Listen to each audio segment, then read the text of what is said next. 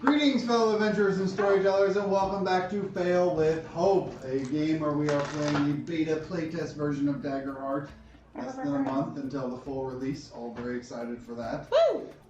We have been telling this story in the Kingdom of Tarkon, where recently you have discovered some sort of Shiner incursion. Multiple Shiner attacks have been taking place in the floating desert island of Mirat, the homeland of Suni, one of the members of Hijinks by Jax.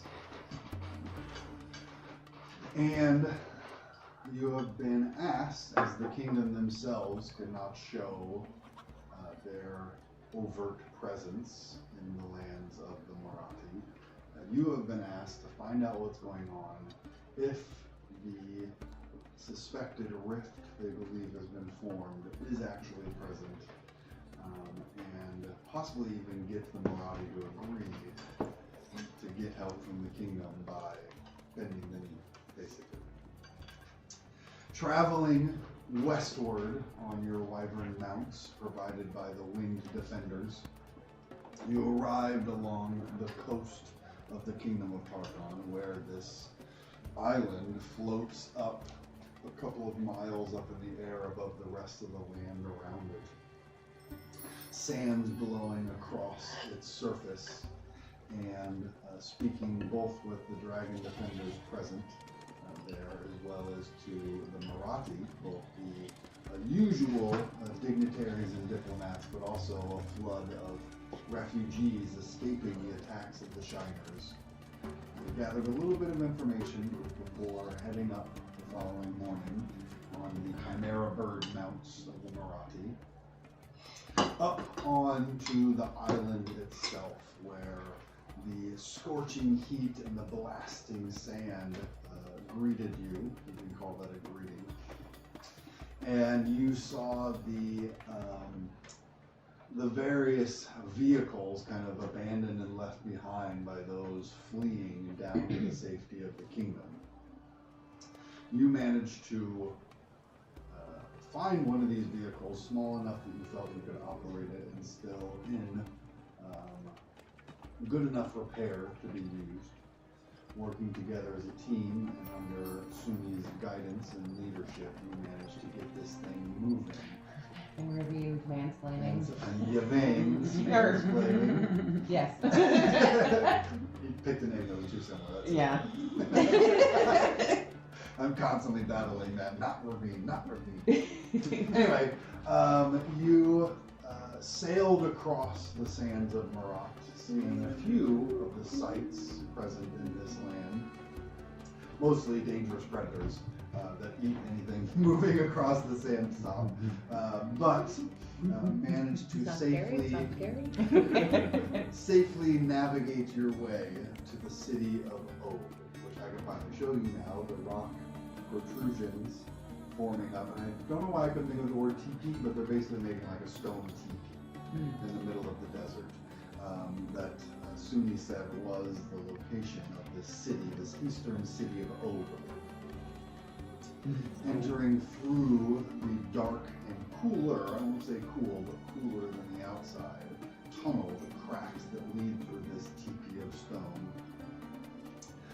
you beheld, at least what Suni knows is the upper city of Og, a number of kind of Pueblo-style homes built into the stone walls that created this, and you can see that the bulk of this interior is left fully shaded, probably all day long, or most of the day. The kind of sides steep enough that most of it the sun can't get through and to, creating these areas of shade and cooler air, not quite burning your feet as you walk across it and baking your skin under the sun. You saw a surprising amount of verdant life, plants growing along the walls and over the buildings that have been built into the walls themselves. The Marathi people having long ago kind of harnessed this microclimate existing in here in order to survive in such a harsh environment. You also saw, upon entering the upper city of Og, the arid despot, the ancient dragon who has long lived in the deserts of Morat, who previously had always lived kind of in the heart of this island, but recently apparently has taken up residence in Og. And for the most part, it's always been, if you leave them alone, they leave you alone. But apparently things have changed. Something in the balance has tipped. And so now the Arab despot has taken over this cool microclimate of Og, where you all are trying to get into.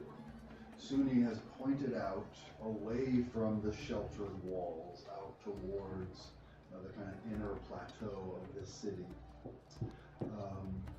a larger building that apparently gives access to the lower city of Og, the actual destination, she says, that you're trying to get to.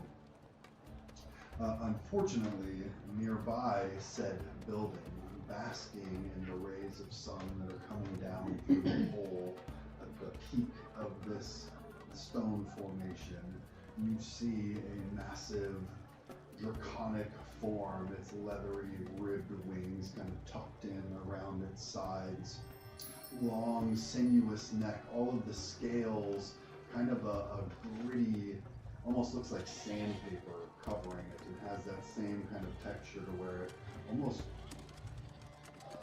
flawlessly, seamlessly blends in to the sand and stone around it. To the point that you didn't actually notice it at first until it kind of moved and stretched, and you see it kind of lazily dragging itself along to keep itself in this shaft of sunlight that's blaring down into this chamber, we'll call it. And that is where we left off last time. All of you still kind of just coming out of the stone walls behind you. A number of structures on the floor between you and that central part, where you can see like where the dragon is, and that center part that probably gets the most sun, obviously. Fewer and fewer structures are kind of present out at that location. So Creature's like just getting into the shade? You got into the shade when you entered this tunnel.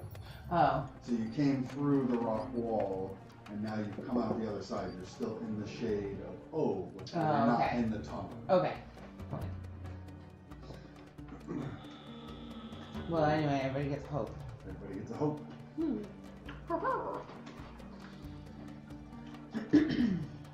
So Now we got a dragon there. that's And just your laying vein, in the ground. it's at home. Hudson, the player who plays Yvain, had other obligations tonight, so Yvain is a little more silent than usual as he contemplates their journey so far. Sorry, continue. I have no way to make us quiet.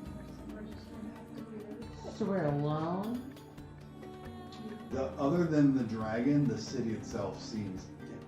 Tumbleweed blows by. Oh shit. No one's going to be up here while there is a dragon. Is it an angry dragon? It's a sleeping dragon at the Sleeping. moment, and you can hear its kind of deep rumbling breath, long inhales and exhales. Every exhale you see kind of clouds of sand flying up. Have you seen one of these before? Do you know about sand dragons? Well, I know about this one. You know about this one? Or More than just that it's right over the there. Arab Just it's over there. despot. This is what we call him. Or a despot? Does Is he it- just like live around here? Or... Oh, this is a new thing. Oh This Jesus. is a very new thing, a very dangerous thing, and that's why we must be as quiet as possible and move very quickly. We need to get underground. So he is not a cuddly dragon. Not that I've ever heard about. Nothing in your land is friendly. Things. I'm friendly. And there are fun little cats. If you want to go under the little pets and I've seen stuff you- and I've- birds, little nice things that won't kill you, but downstairs. I've seen you hold a knife to a guy's eyeball. Well, Did you you? know, that was when we were in the very angry, scary place that was making everyone angry. So then still need a test. You know, Yeah, that's true. That's, you valid. know. Yeah. Yeah. That was day one there.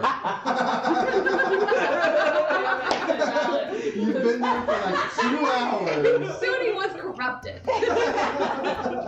I'm a She very is a very sensitive soul. susceptible mind. I'm a sensitive soul. She's an empath. Though she seems thick-skinned, you know. Okay. So those are the people that feel the deepest. Mm-hmm. So we should be very, very sneaky. Yeah. Let's, okay. Oh, man. Hide behind the buildings as we move forward. Okay. Use cover. And we need to get to like a door that's Those- right next to Those it. doors right there. We go through that building. It is just nearby the dragon. Okay. But it is okay. Okay. And the doors on the building she points at, those doors are on the side facing the dragon. So maybe could we, you know, when we get close to it, you know how sometimes like Yvain does that thing where he like makes a hand somewhere else? Doesn't Yvain do that? No. We've No. talked about that spell, but we haven't used Oh, he hasn't figured that one out yet. No, he knows that I think. I know it. Oh, you know it? Yes. I just wonder if maybe if we get close over here, something could make noise over there. I do not want to wake the dragon up. Yeah, I don't think we want to wake him up at all. Well, let's say if we open the doors or start opening the doors and the dragon starts waking up, we don't want it to follow us. Okay. We get over to there. Hopefully the dragon's still asleep. Yes. I make magic mist. A big fart. We open doors. We run in. If he wakes up, he goes, "What the heck is this big smoke cloud?" Hopefully. Who hasn't woken themselves up with a fart? Hopefully he will just think, "Come on, this fart." And not fire. Dragons do fart mist. That makes sense. Yes. Yeah. Okay, well, I mean, that makes sense too. I just want a backup plan, you know. Yeah, I can run. Yeah. The backup plan is to have something so that he can't immediately see us as a target. Yeah. Great, we have fart cloud. Actually, that is plan A because that is what I'm going to do before we open the doors. If we have any oil, that might help. Hinges. Otherwise, we should just do this. Mm. No, I don't think I have any oil. That would be resourceful. Alright, let's sneak. I'm pretty sneaky. I guess we'll make a run. Quiet run for the closest, like... Well, helps. Yeah, again, kind of closer to the walls, the city's buildings are a bit more densely packed. And so there's plenty of cover to be had for the first distance as you leave the walls, and then once you get toward that center bit, you'll really have to start creeping and sneaking. Is there anything like in these, I mean like the picture we're looking at kind of has like little, are those like shops? Like this was a city, you said this is a city, right? Like is it, City in the Marathi standard, yeah. So is there stuff? Is there anything like, you can actually see quite a bit of stuff, things that look like they were just kind of dropped in the haste of the back. like ran? Like a blanket left behind, a child's doll, a box that was probably too heavy to be carried out of here quickly, so it was left behind. So there's stuff around. Most of what you're seeing, you would guess to be domiciles, people's homes, but you would Sunni would know, like that bit in the center is a little more open. That's kind of the public gathering area. So if people were selling things, they'd be sending up there. But commerce isn't really a thing in Marathi society. Well, I find one of those like little dolls that you said, like red, long red hair, like a little rag doll, and I pick it up and I put it in my bag. I guess.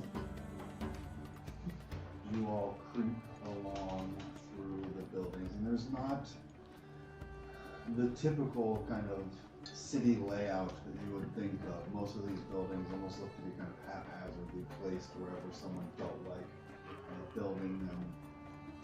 You know, the streets as they were aren't like a grid pattern running through, just kind of winding lanes and paths that people have taken. You can see a few of the same stone formations that make up the outer shell. There are other stone formations here in the city as well that obviously have been navigated around in various ways.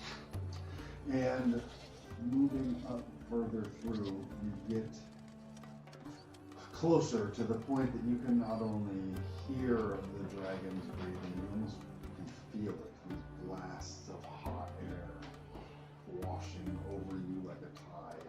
You can smell that kind of reptilian musk starting to wash over all of you from the dragon itself. You almost feel you can feel the ground under your feet vibrating with its breath as it breathes in and out in this deep sleep. And again, you're kind of at the point where the density of buildings lessens greatly. You're going to be moving through a lot more open ground, having to go from kind of cover to cover and the like. So let's go ahead and do this as another group challenge, where one of you, the leader, will be making a final finesse check to try and stealth the group's way to this structure that Sumi's pointed out. The rest of you can contribute to this in any way that you see fit. If you also want to make a finesse check to hide, you can do that, but if you have other skills, abilities, experiences that could help, how do you contribute to the group getting from point A to point B without rousing the sleeping dragon?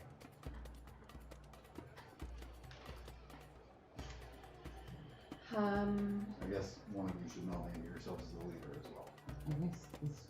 I think it should stay Suni as the leader, right? That's your finesse. Well, she could. No, but Oh, I I thought you were finesse. I Sorry. can add like nimble for I think that doing might be a finesse for monk. hiding. Right? You might be. That might be the monk. That might Oh, be is the that it? Is that None the of only you- one of us? None of you specifically is a finesse-based class, but I have a +3 of an experience, so I have a 3 in finesse. I guess I could say is my fearless, because it's pretty fearless walking around with a dragon. Well, do we now have any ideas of what kind of thing we could be doing anyway? As a Well, group? I could try to carry some of the load and carry some of your guys' baggage so that it would be easier for you to tread lighter, because I can, carry the load and strength. Yeah, like you walk on all fours and then we put everything on your I'll shell. just load it all on. Yeah, Okay. slow and steady, guys. Okay. Yeah. I feel like I'll pack horse it. if I wasn't thinking all fours, it's a little. Oh. if I'm not the leader, I could use instinct and perceiving and sensing and navigating, because I've been here before and knowing like the streets and being able to navigate that and catch like sight of something that you guys might not necessarily see because you're so focused on the dragon and how this is a new city. And so I could do that. I could lift something or smash something. Smash? Not smash. But,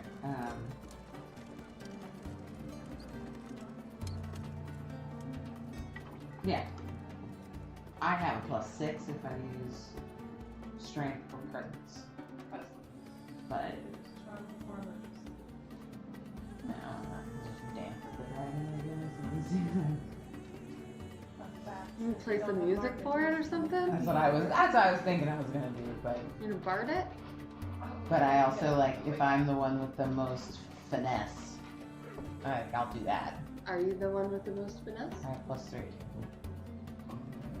With an experience. Yeah. I think with an experience, probably 4. Probably 4? Probably Probably. It's a mystery. What's your finesse? It's a one? +1, yeah, but my experience would be a +3 for dexterity. Well, what, do you have anything else that's How do you stronger? Or guys is have that your +3 strongest thing? experiences? You get it on level Like, do ups. you have anything else that's stronger that you could do It's a instead, or choice. is that? I do have agility, but I need to think more of the group and not of myself, so it's a little bit more difficult. You know, +6 is so nice. I could easily, So I feel like you should. most likely get past the long, but Yeah, I mean, everyone. with agility, you could be running, like, you could be in front, like. This is a finesse roll at the end, though. The Yeah. final roll Yeah. is It's the finesse. But it's just we're gonna pass to decide if it's a plus whatever. Every success that everyone else gets is a +1 to that roll. Every failure is a -1. So whether it's +6 or +3, I could if do we pass. You could do finesse, or you could do, what is your other strong? I have strength or presence. Presence doesn't really work here. Strength, maybe. Might be able to. I feel like agility and strength, if you were gonna do that, you'd have to play some kind of story thing, like, oh, there was this thing that was in the way, so we dodged it. But we need a leader Flipped it. But, yeah. for finesse. So I'm not really sure what you would rather do. Should we rather- I'll do it. that That's fine with me. something? I'm the leader. Okay? How are the rest of you contributing? I carry the shit I navigate. of the stuff. The shit. The ship. 22. Okay. Strength. I forgot to try to add a presence, but I don't think I need You it. ease everyone else's load so they can move a little bit more quickly and quietly through the streets of Over. Is this a hope and fear thing, or? Okay, good. Is this an action? Nope. It's a reaction roll.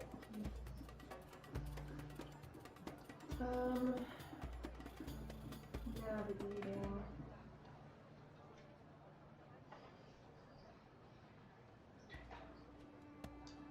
Lead the way. I'm going to add nimble because we're trying to be really careful and quiet while I navigate. Spend a hope to add an experience. I need that. You're Alright. supposed to do it before your roll, but Oh, okay. I honestly, that's fair.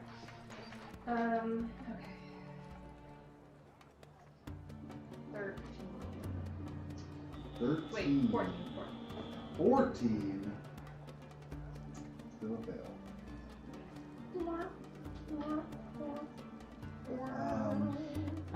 How do you? I have a question about semantics. Okay. Use add to any roll result after the roll. Mm-hmm. Is that before we know if it passes or fails? Correct. After the roll, before you know the result. But I know the result now. Oh, on hers? Mhm. Yeah, Yeah. Okay. correct. Suni, how do you use your instincts to help the group move without rousing the dragon from its slumber? And how, in what manner, how do I put this?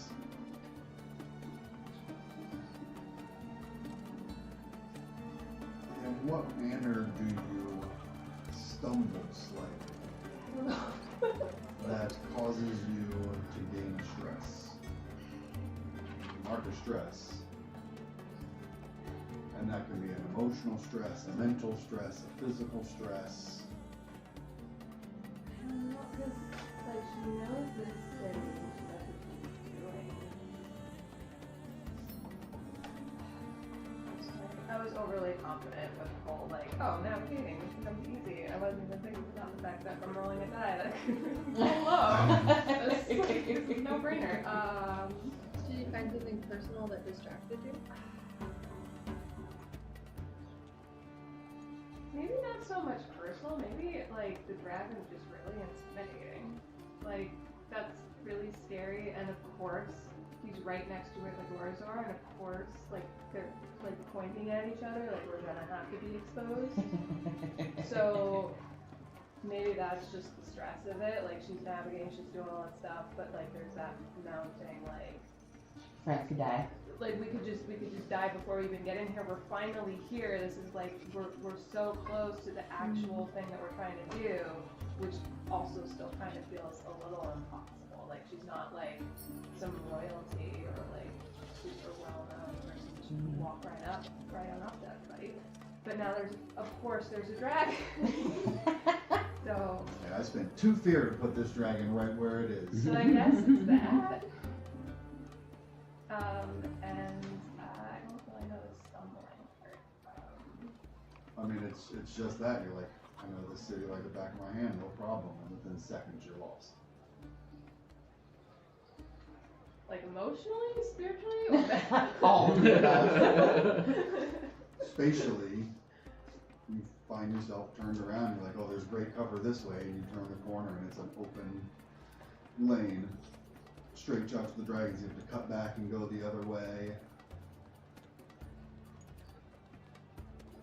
Okay. Alright, that's just the easy answer that comes to my mind. This is your character. You're telling your character's story, not me. I mean, I don't think she would make that much of a mistake. I feel like, if anything, because of the stress of the dragon, it's more of like analysis paralysis of like, she knows the ways to do this. And You her know, brain, 6 different ways and to her do it. brain's just not picking something, it's not working quite right. So she's like stumbling in that way. We're just like, we're going, we're moving. You're holding all this back, you're trying to make this happen, and she's just like slower than she should be. She's waiting at this intersection. For 10 minutes. For waiting some you to reason. make a decision. The For the stop turtle is sign, passing turn you with all of the stuff. So,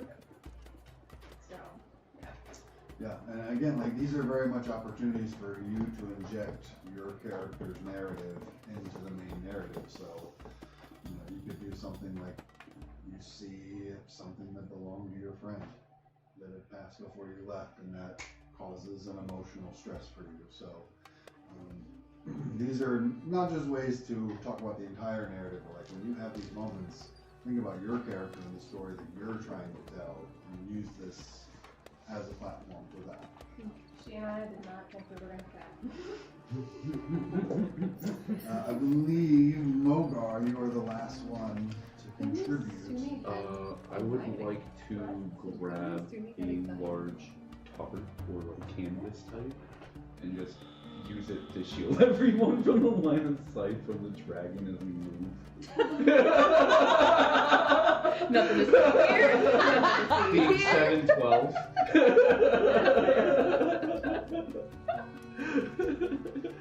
Resourceful. It's so resourceful.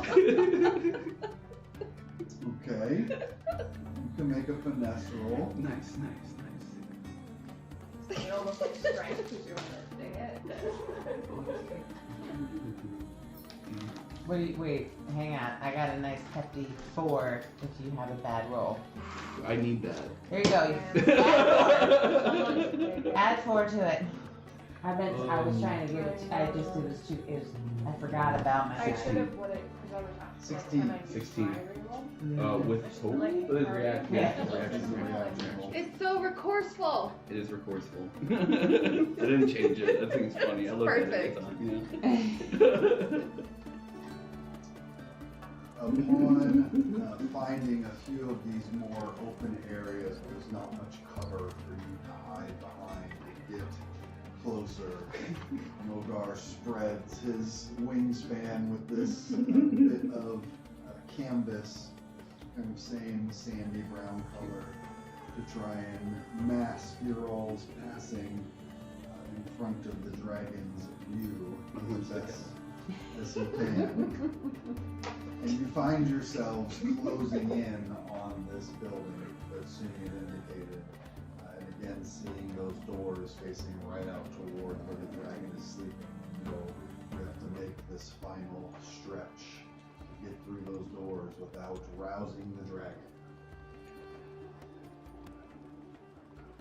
What does control mean for the finesse? Is that like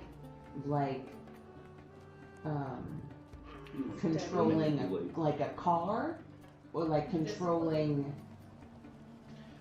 a situation? That would be more like presence, but It could be like when you all were on the sand ship. That could have been controlling, like manipulate the sails and the rudder. I don't know how they steer, whatever.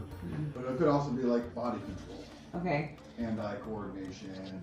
My idea was, so we're making our way through an open area, right, to get to these doors.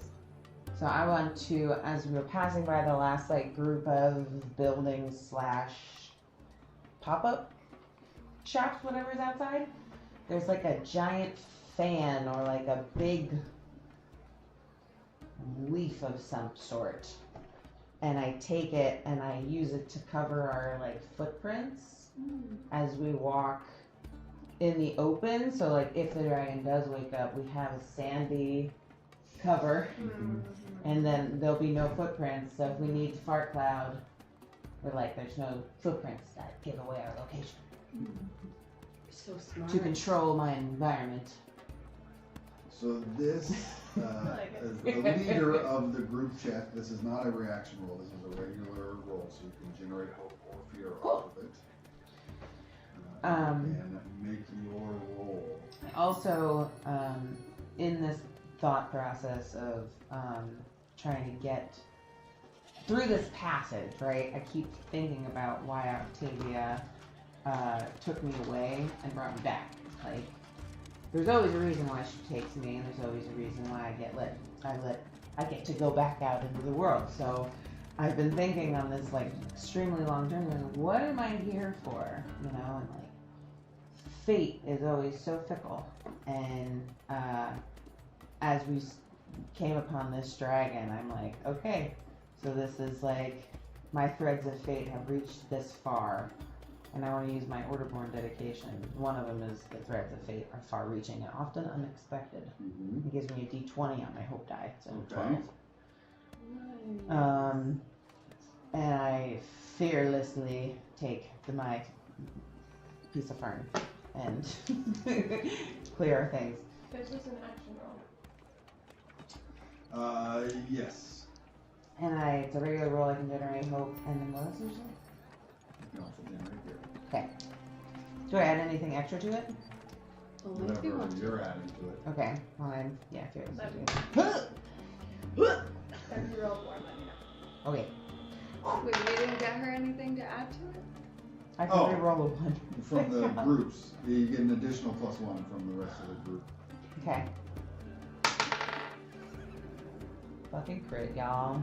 Hey, There you go. I rolled a 1 on my hope die, though. I got to re-roll it. I'm a halfling. Gain a hope. Yay! Clear stress. Oh wait, but I used a hope for okay, great, awesome, boom. And in what spectacular fashion do you lead the group in this final stretch to get into this building without rousing the dragon? Well, I saw that Suni was having trouble figuring out where to go, and she was just having this moment of just like, what the fuck are we doing? And like, I can see in her like very hard demeanor exterior that she was struggling hard. So I just kind of start to just nudge her, right? And then you start going, and then as we're all moving, yeah, whatever. I already explained everything I was trying to do. You approach this final stretch, and you can see that this last bit is just open country.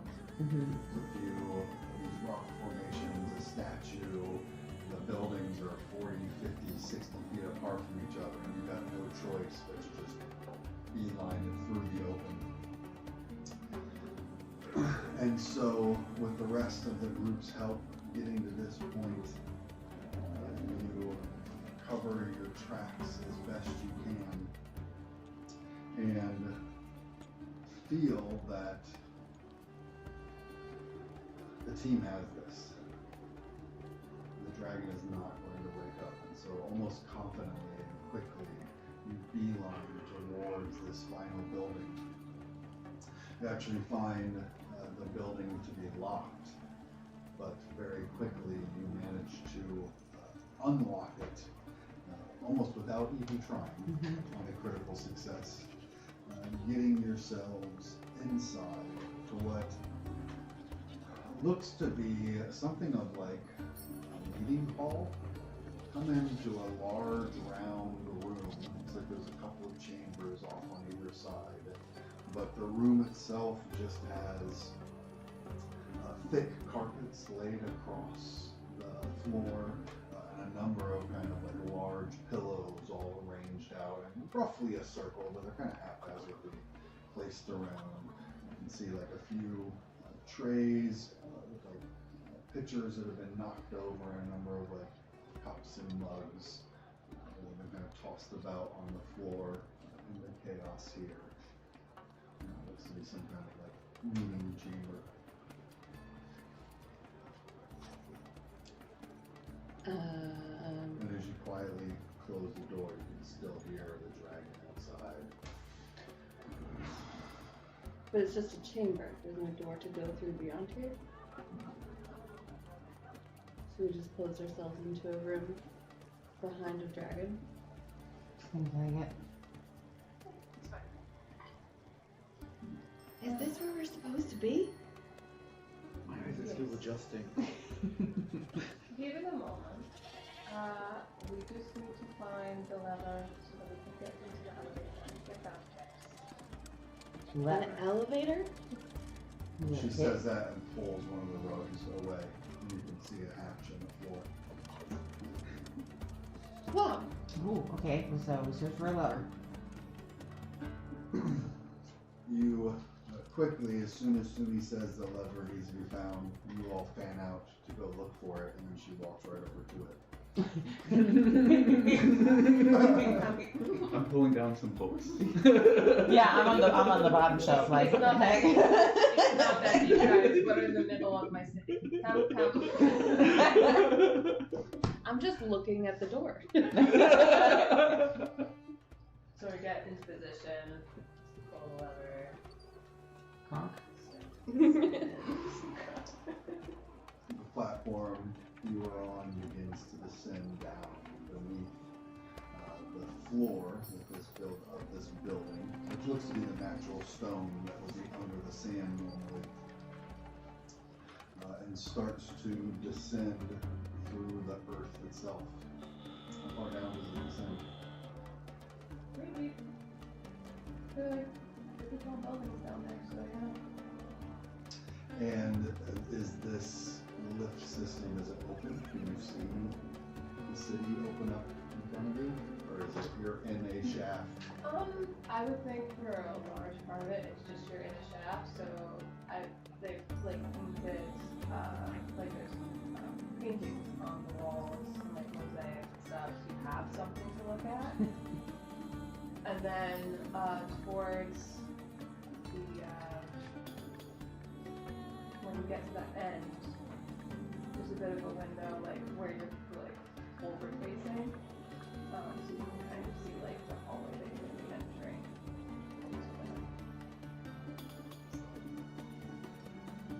And does it enter to the city itself, or it kind of goes into its own building and then you exit that into?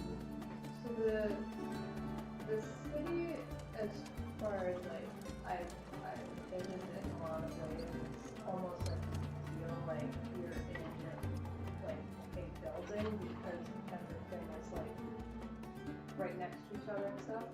So there's not too many places where there's a lot of room where it feels more like a conventional city that you see on surface. So you kind of feel like you're entering into a hallway until you realize that that's not what it is. And as the lift kind of opens with this narrow view that you start to see in front of you, the first thing all of you see is about a half dozen Nosferatu, these cat-like folk, all with similar yellow to orange, kind of sandy, tawny colored fur on them. Most of them have more of a short coat and larger ears, all holding spears pointed towards the lift as you all come down into view. I get out in front of everybody. And I stand there and I'm just like, come down. And then once we, like, the door opens, we're there, and we're all exposed and we see and hear each other. The moon and sun got your back. I just drop all of our stuff.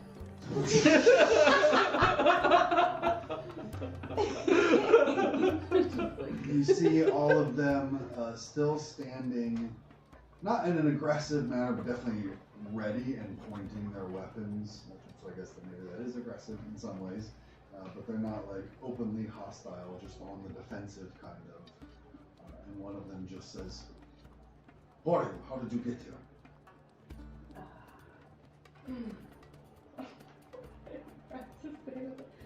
I'm Suni Verna. These are the friends from Sanctuary. I'm Tulak. You hear a couple hisses from a few of them in the back. Yes. I wave my hair again. I was out on journey as writer learning my craft. Was able to return here with the good graces of Keeper Nashtar. We are here to speak with Elder Yama, other council members. We have information that is for exchange information as to what is going on. Make a presence roll, Whip my hair harder. Advantage on this roll. Roll a d6 and add it to your roll.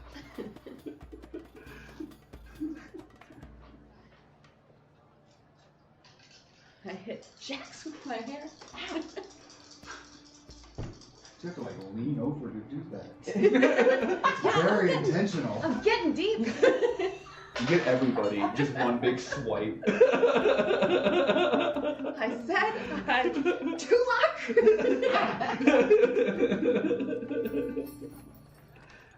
I have 3, 2, and 3 as well. I would love that. Use 3. Take 3. Okay. Let me see here. Boy, it's a rough return to Mara for you, huh? I was supposed to be out, like, learning my craft. I wasn't supposed to come back here. They And now I'm at my end of the world. There's a lot of pressure, yes. They did not expect you to show up with Sanctuary either, so. With a bunch of strangers that shouldn't really be here. It's like, you heard the hissing? This isn't great. Yeah. This isn't great for me. The dice know. Take us to your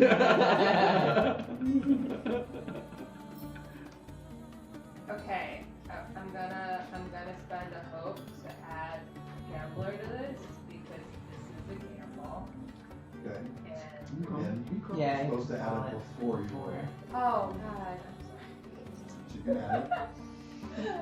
I didn't tell you the number yet. I mean that kind of. You Yeah, know it's whether just, it's high or low. That's true. Yeah. That's true. My brain's backwards right now. 22. Okay. The 4 behind continue holding their spears, generally pointing in your direction, but the other 2 kind of bring them back more into a stance of attention. And the one that was speaking to you just says, "How did you get to the city? He's still up there. Why do you know? Do you know why he is up there? We were already evacuating as many as we could.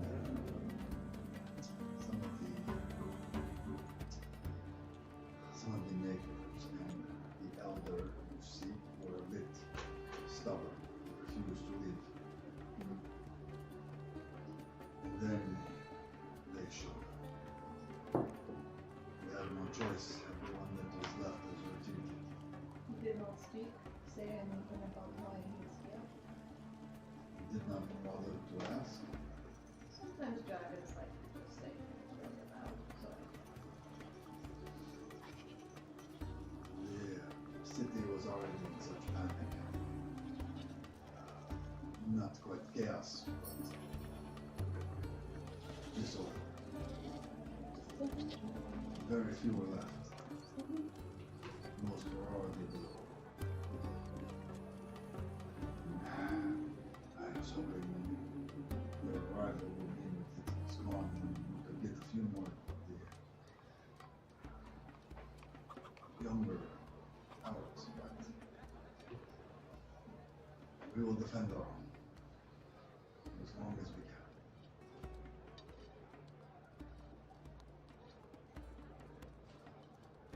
I will take you to see the elder.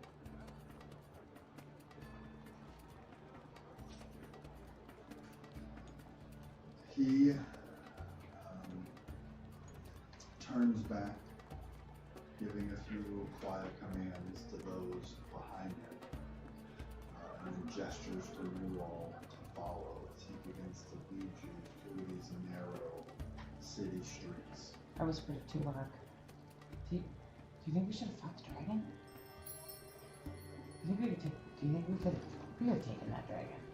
I mean, I definitely think so. Right? I mean, it's just a dragon. Right? Yeah, totally. I We mean, could have taken him. but like, do you feel I want like to this look through is? your vein while this is happening. You know, all of these people, they probably wish they could take on that dragon. Maybe we could all, like, maybe we could get everybody. Yeah, once we talk to this, maybe we should take the dragon down. If these people are trapped here, That's so like, sad. shouldn't we help them? I didn't realize people were, like, trapped down here. I figured there was a back door. Oh, there he is. There's probably some kind of haven. You know, normally when you build a house, there's always a door on one side, door on another. Yeah. I hope so. How do they get food down here? Well, I mean, we have more than a few methods. Considering access to those books. Wait, are there crocodiles down here? No. I mean, there's meat if you want to have it, though. Actually, still. I don't know what our stocks are like now, but. Very tasty. As this group of guards will lead you out through the city itself.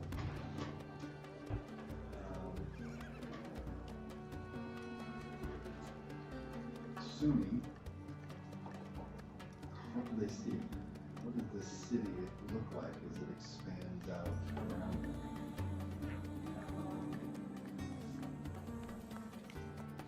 So, it kind of has like a goldfish look to it, like sandstone-ish kind of, and one of those. But the stone, if that's what it is, has been highly processed, so it's like very shiny and like intricate wire and stuff. Like their architecture, the time and craftsmanship that they put into it is kind of like what you see in a lot of like houses in old cities. You go into the building and all of a sudden it's just people draw on ceiling windows. Like they took their time making all these buildings really beautiful, detailed. So you could just spend hours looking at the front of one of them or inside.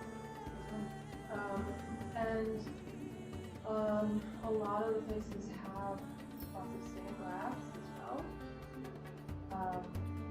Like just a lot of them are best they favor stained glass a lot. So the lighting, it kind of makes the place look very colorful with an underground setting. What's the lighting? So they have like warm like sunlight bulbs, like what you see like this, where it's just like probably magic based. But they also have some kind of like fungus that's gonna help light as well. Ooh. Glow lichen. And there's like plants around, like we'll have that, like the window boxes, and like there's like little lines like next to like the streets and stuff. There's some plants and stuff. But there's also starting that there's like well kept trash. Do they have like really strict litter laws? Like dragged through the streets and beaten for Or litter? they just have like a really good way of cleaning it up. And I do not try to find out. yeah, that's what you see in this part of the city so far. This tall cathedral-like architecture, most of the openings and nooks and crannies kind of filled with this intricate, detailed stained glass art. The crystals glowing around, giving a close approximation to like daylight around you, reflects and shines off of the pathways and roads that you're walking on and you see leading through the city itself. They are made of what looks like bricks of like sandstone, but many of the stones are kind of multicolored, and all of these roads and paths kind of polished and shine to a point that even the road that you're on looks like the stained glass design in the floor that you're walking along, but it feels like stone under your feet rather than glass. Just has that kind of smooth, polished texture to it, and with the crystals offering light from all around it bouncing off of this, you can see that it, along with the stained glass, actual stained glass all around, kind of throwing off these prismatic sprays of colors around all the different architecture around this, to where you can see what above the upper city or the over city of Ove, kind of a more primitive settlement. Here down below you see a much more advanced civilization set up in this, what you get glimpses of through this narrow architecture, glimpses of being inside of a larger cavern that all of these buildings and structures have been built into. And you start to see occasionally kind of peeking out of windows and through doorways a few other seem like frightened citizens kind of looking out, looking at who's passing by, who the guards have. And soon you would know, like the lift being operated would alert everyone in here that someone was coming. So most of the city seems well aware of your arrival and your presence here.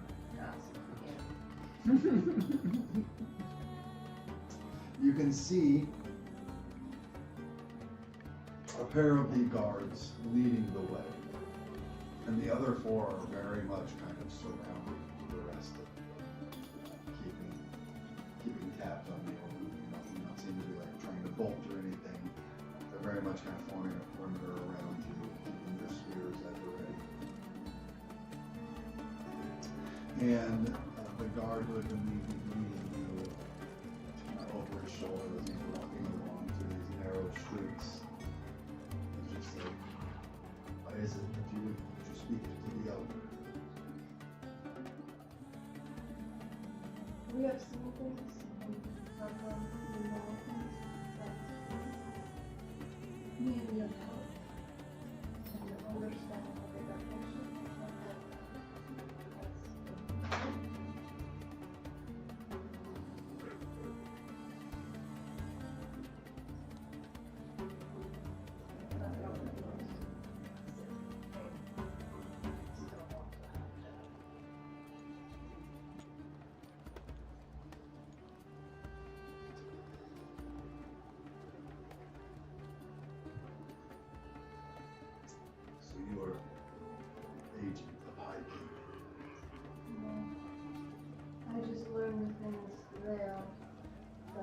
disturbing enough to consider it hard, even though everyone was screaming about that there was a dragon. And like on top of that information, but I must be most precious. The others, they still feel some hostility to the human. For me, I see value. I would offer great strength. I think they would be respectful of our culture, of our people. You hear a couple of the other guardsmen behind kind of hissing again. His ears flattened a little bit. It's just like, in my opinion, it's not very popular, but I still think it is wise to choose all, look at all options before choosing a path. These are wise.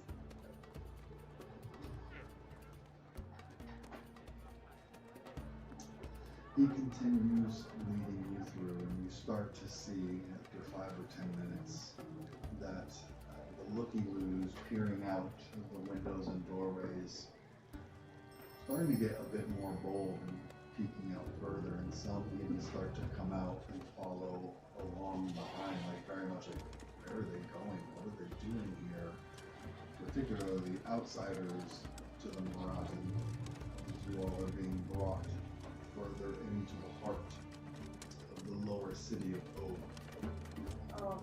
At one point when we're all walking, you can see like something seems to like be looking out the window again, and when you go to like look, you see that it's actually like a house cat like looking out the window, but it's not just a house cat. It has an owl. Ooh. Hellcat. It's crazy. I love that owl cap.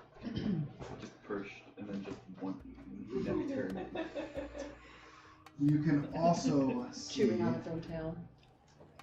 perhaps as a surprise to some of you, that throughout the streets and even along much of the architecture, you see fountains. Water freely being kind of piped through and sprayed to create these fantastic displays, adding to the light being split into these prismatic colors that shine around you, but this time through the little water droplets. Much of the architecture of the building seems to even have kind of fountain work built into it as well, where the water's kind of flowing down and through and collecting in these channels along the streets where the plants are all growing almost in overabundance of what would seemingly be the most scarce resource in a desert like this is present down here in the city. And Behind us is like all the people are like, they're not being shy anymore, they're just kind of coming out and see like the kid cat person who's like red, whose color is more like redder than it is like the tan that everybody is. And I just kind of like give him the little red haired doll that I found upstairs. you see the child start to hold her hand out, the mother quickly pulls him back. She reaches out and takes it from him and hands it to him. Thank you. The kid just like sobbing into the doll now. Comes up with a big smile on his face. His mom goes,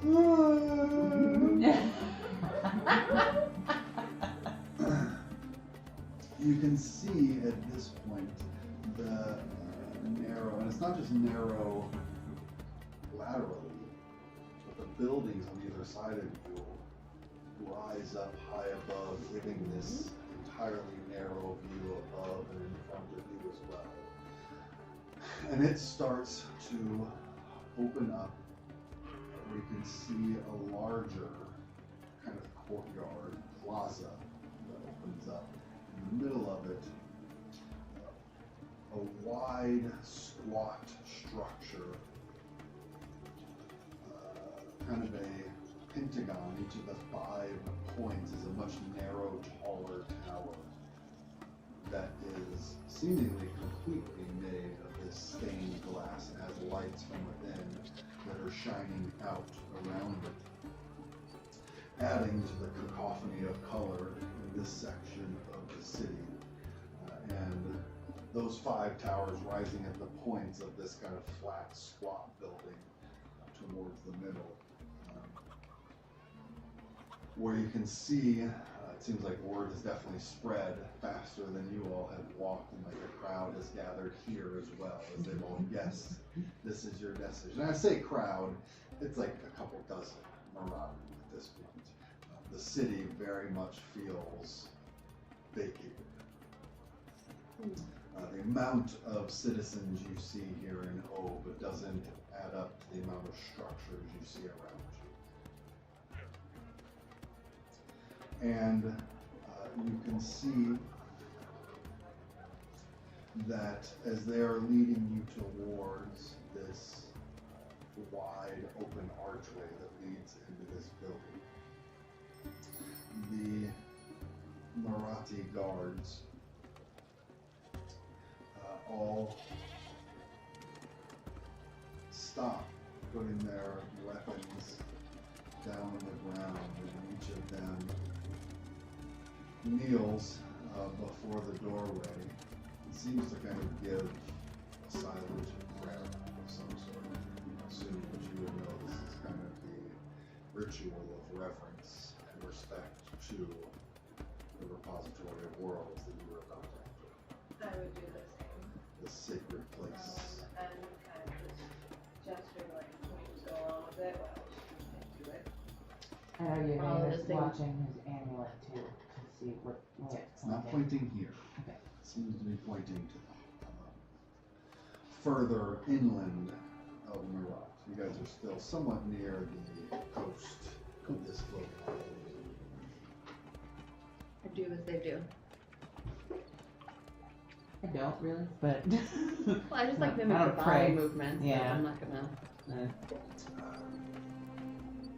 you don't really know what's After showing the Our Father of Martin Heaven, who's kind of saying. showing their respect to this sacred site among the Marathi culture, the other guards move off, while the initial 2 continue to lead you further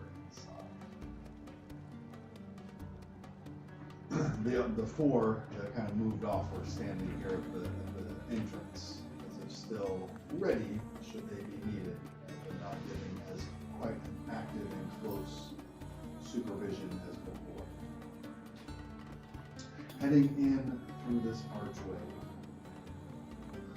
you're surprised to see, and it's kind of your perspective is a little skewed as the narrowness and height of all the buildings throughout the rest of the city compared to this squat building made it seem shorter than it probably actually is.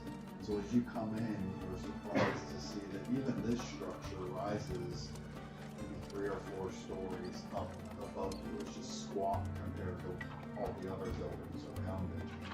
And coming in, you can see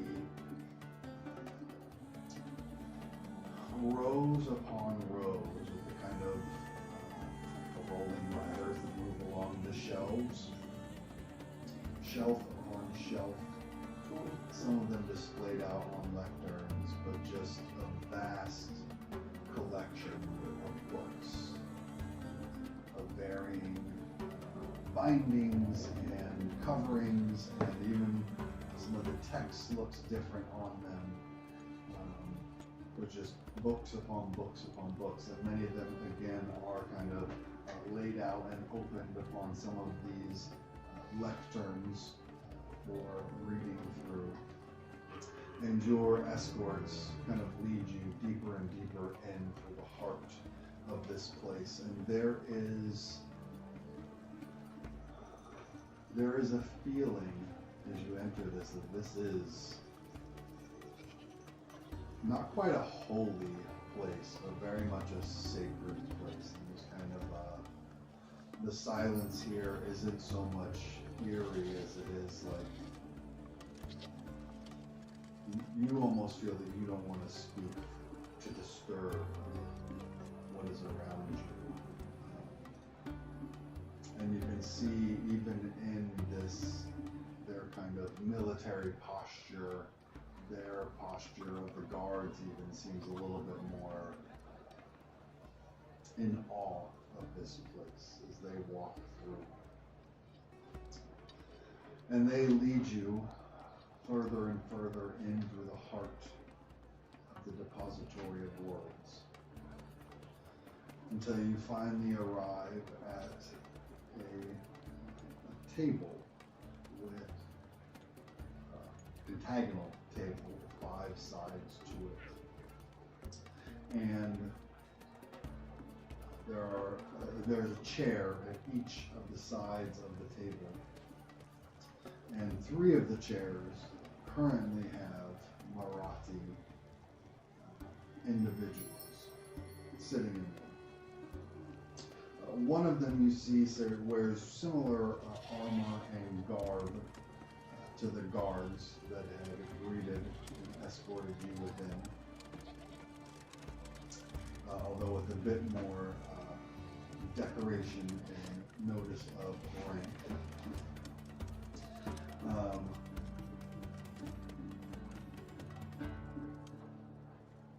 A female Marathi. One of the chairs is occupied by an older male Marathi who has kind of a grizzled, almost like a lion's mane around his feline head. And finally, sitting between those 2, what looks to be an ancient Marathi, very much her fur is less well kept and a little bit more matted and patchy in some places. You can see it looks like most of her teeth have gone missing. She has a pair of spectacles pinched over her feline nose, and what looks like part of her left ear missing in place, and is very much kind of hunched over a little bit more. She sits at the table. They seem to be in a bit of a discussion as you approach.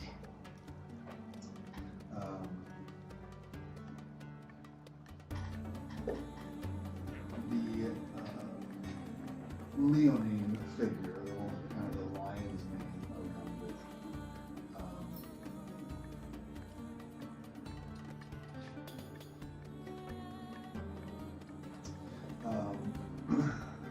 just says, I tell you, it doesn't matter what it is that they might take from us. Their protection is imperative. If we do not ask them for help now, we will lose Murat entirely. And the soldier standing there, she, you can see, nearly stands up in frustration. She says, we have talked this over and over and over. They want too much. They will take too much. I find it a bit too convenient after all these years saying that they are okay with us maintaining our independence, that now a threat has come so great that we have no choice but to ask for their help. Don't you find this a bit suspicious, Elder? She turns, looking at this elderly Marathi woman who seems to be turning and looking, and you do kind of get the impression that this is a debate, an argument that has been going in circles for a while at this point. And you can see she kind of adjusts her glasses a bit, looking over at each of them, studying them carefully, before she says, I have spoken with the High King myself. Many years ago, he seemed respectful. He spent quite a long time questioning me on the way that we lead our people, our systems of government. He did not scoff or scorn at them as others from the outside do. He seemed actually quite truly interested in the manner that we do things. I think perhaps we can help them as much as they help us in our present situation, but these are not decisions for me to be making. I'm just a simple orderly. Oh, we have guests. She looks over towards all of you. Flap your hair. You see the armored woman stands quickly, kind of weighs each of you with a glance, and then walks over to the guard that had brought you in as he kind of whisper together. Moon and stars. Yeah. Sure. Right? Moon and stars. Moon and sun. The elder, a smile starting to split her face slightly, and you can kind of see at this point many of her teeth missing. She gives kind of a gummy grin a bit, and she looks over. She just says, "Oh, visitors. How nice. Have you come to see us?" Yes. That's lovely. Yeah, totally. Hello. I'm Traveler Solana. These are friends of mine that I have met on my travels in the lower lands. I have returned early, but I have learned some things that the council knows. Want to hear? We can have the book. Oh, certainly. Most of the council has left down towards the kingdom. It's just us stubborn souls remaining. Yeah. Some have said it might be time indeed for us to retreat into the safety of our world and leave this dangerous hostile place behind. But I think not quite yet.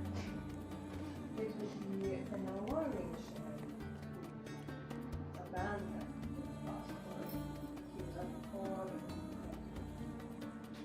You see, she gives kind of a smug look at the leonine figure. Says, "At least some people know what's important in this world. You are my precious child. What did you say your name was?" Traveler Solana.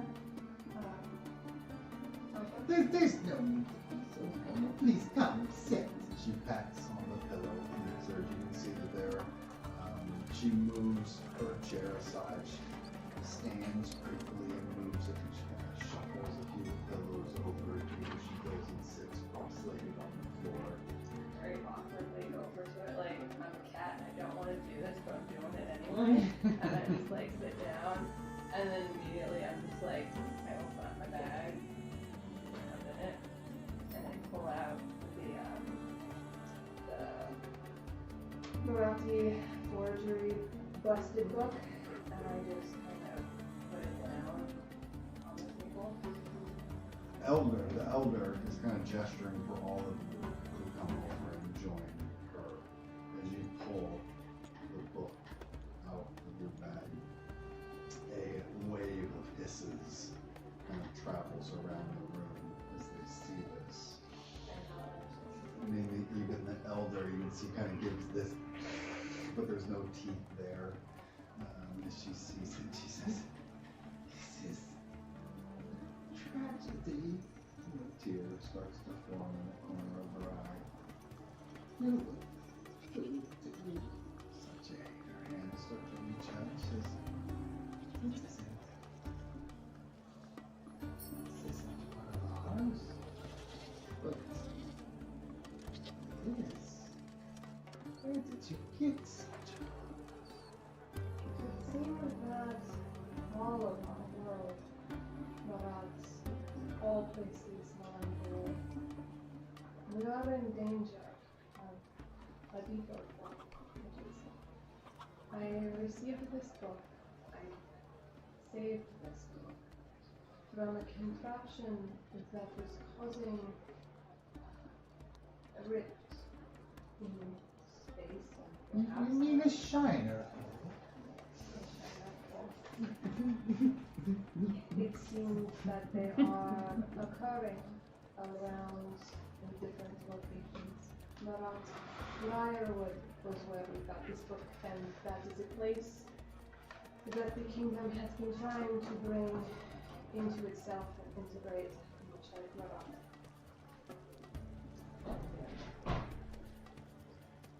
Now they're back. The armored figure, almost smugly, just says, "Isn't that just convenient?" It is what I thought too. The elder, however, says, "This is troubling indeed. Plot, you say?" I do not think it is necessarily the kingdom's plot. Sanctuary, I've been there at the heart. The king wants his intentions to seem pure. I believe that whoever is causing this problem for us all, as it is stressing the kingdom greatly as well. They are acting not on behalf of the king or his own council.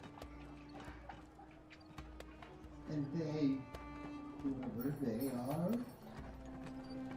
who did that? And she points to the book. It's quiet hisses. Double. From the other Marathi present. I was hoping perhaps any of you would know the true origins of the book that this is a forgery.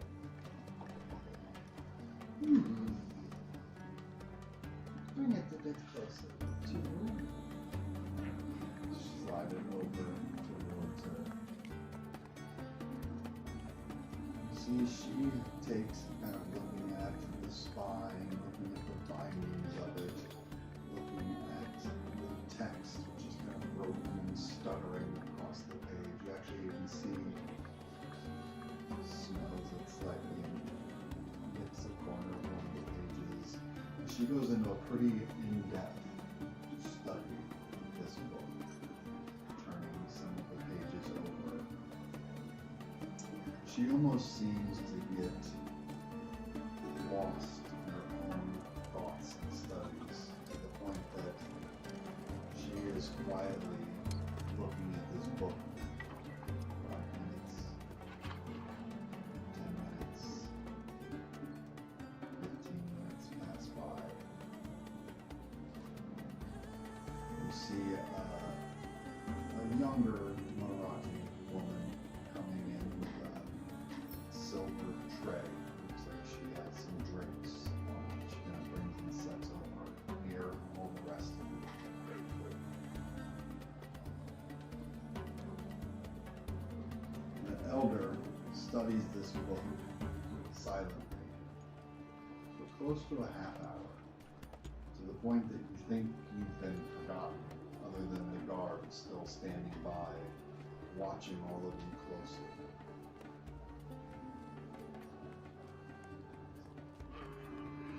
She finally brings her eyes up from the broken remains of this sacred relic.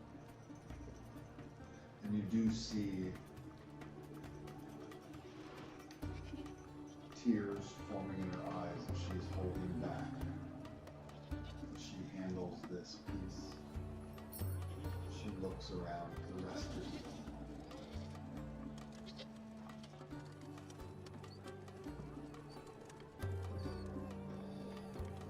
I'm reminded of a tale my grandmother once told me when I was training to become the keeper of knowledge for our people. Not many of these young folk recall our histories, but they have much to teach us, and mistakes to be avoided.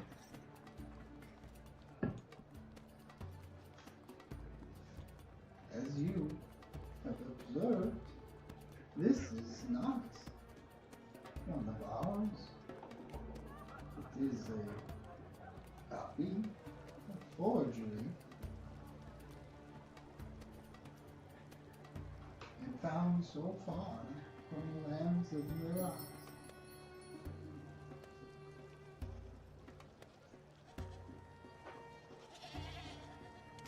In all the history of the Marathi, only one of our books has ever left these lands.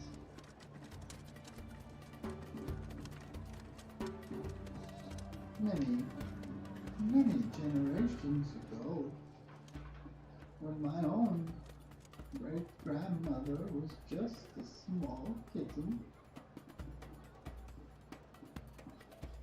before we had developed the civilization that we now thrive under. In the early days, when many of the Marathi were still hunter-gatherers struggling to survive in the deserts of Marat, and the knowledge of the books, the world that could be created was only newly discovered. All this time ago, a stranger came to our lands. One outsider, a young girl.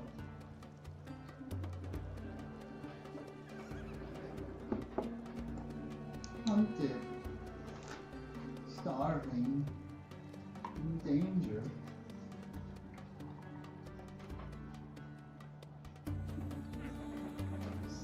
She sought shelter from our people.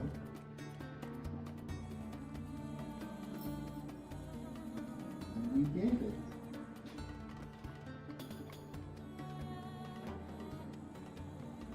Over the years,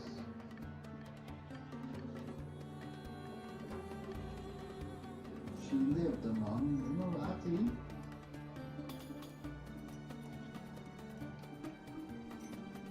She learned how to survive in the desert sands, how to hunt, feed herself and find fresh water.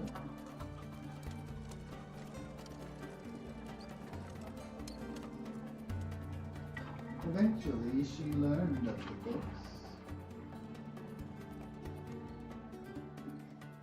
Although being not a Marathi herself, had no talent for creating such intricate pieces of art. My grandmother told me that after time, this stranger from outside decided it was time to return to her own lands.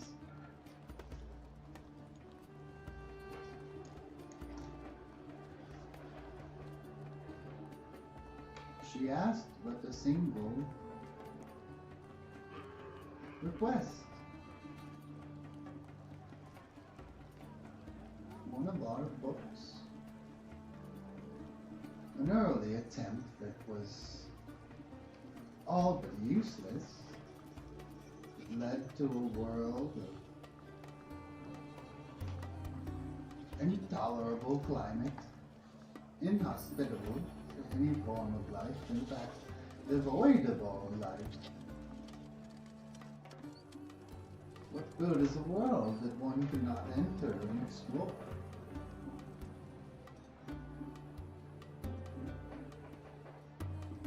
So this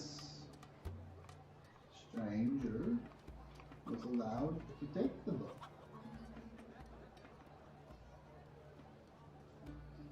She once again, and despite being in its broken and desecrated form, she runs a hand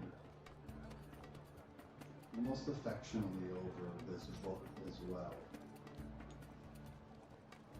This book seems the same, but different.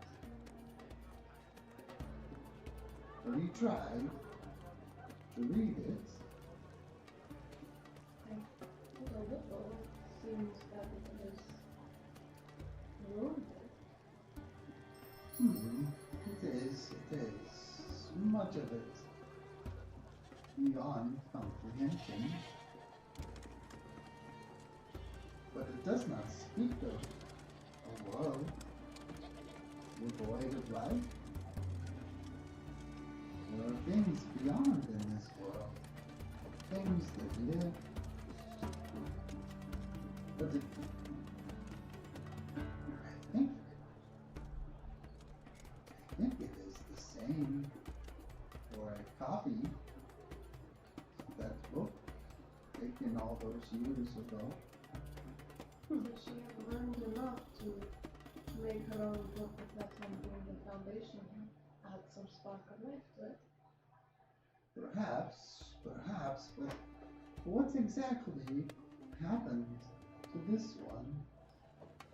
It was in a contraption that was utilizing its ability to tap into other worlds. The contraption was destroyed as well, so I was not able to really study it. It was also huge and I needed to run and see. But it was causing Elder, the shiny to gain strength, stay open. Large enough for there is an entity trying to get through. A shiner that we've never seen before. Huge. It had purpose. Usually. When we came to Bulgaria, I was merely trying to learn more about this place, these lands. But there was a problem there. Everyone was angry, becoming angrier and angrier. The emotions within them they spiraled out of control. And when we went to find out why this was happening, we found bandits down to worshipping something, carving triangles into their head, and believing that this guy would give them freedom to do whatever they wished. But the anger that was fueling them. And when we found this portal, and we were trying to conclude, there was another shiner that came through to try to push it back. And it is not an insect, and not a shiner that we're used to knowing. It was more humanoid, more like us. It told us, if you want to come, it told us to run, to get away, and to stop this madness.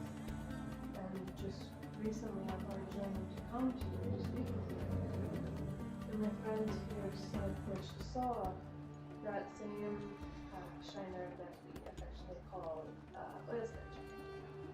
And she spoke directly to Jax. Told her that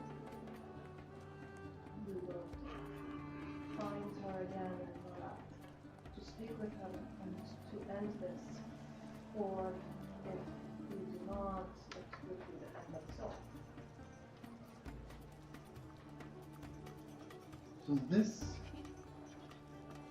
device you found destroyed this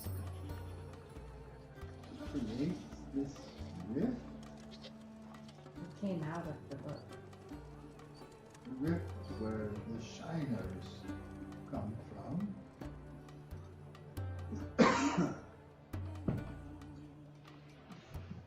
Was that voice on your head or something? Yeah. Has anybody ever read anything out of a book? I know you read yourselves into books. Do people read things out of them too? Has Yes. anybody done that? It's not quite how it works, at least not until now. You go in and get things. You can bring things back. You can't like read a story and then like you say the name of a character and that character. No, Yeah. no. At least not before, but what you're saying. Shiners came from one of our worlds. They're not from here.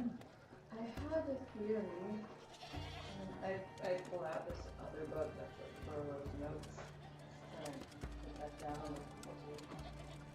I had a theory that arcane magic came from somewhere. I was not sure if the god was just secretive or not, but the more that I learned, it seems as though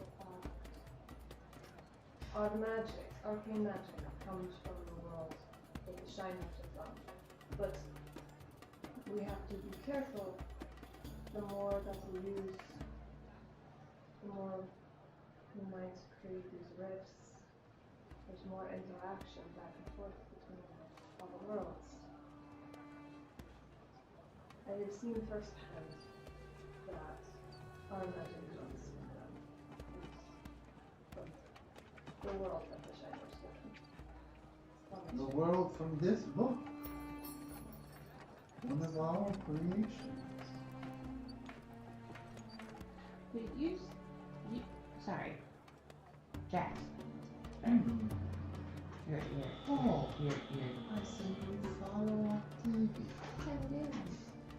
Isn't that fun? She weaves such wonderful stories. yes. Our own teachings follow closely with the avian octopus processes. Amazing. But see, this is why she brought me here. We weave entire worlds. Vast collection. She kind of starts to get lost in a little bit of a smile. So I have a question about this Oh, book, though. yes, yes. So I Oh, yeah. you worship Octavia. No, I. No.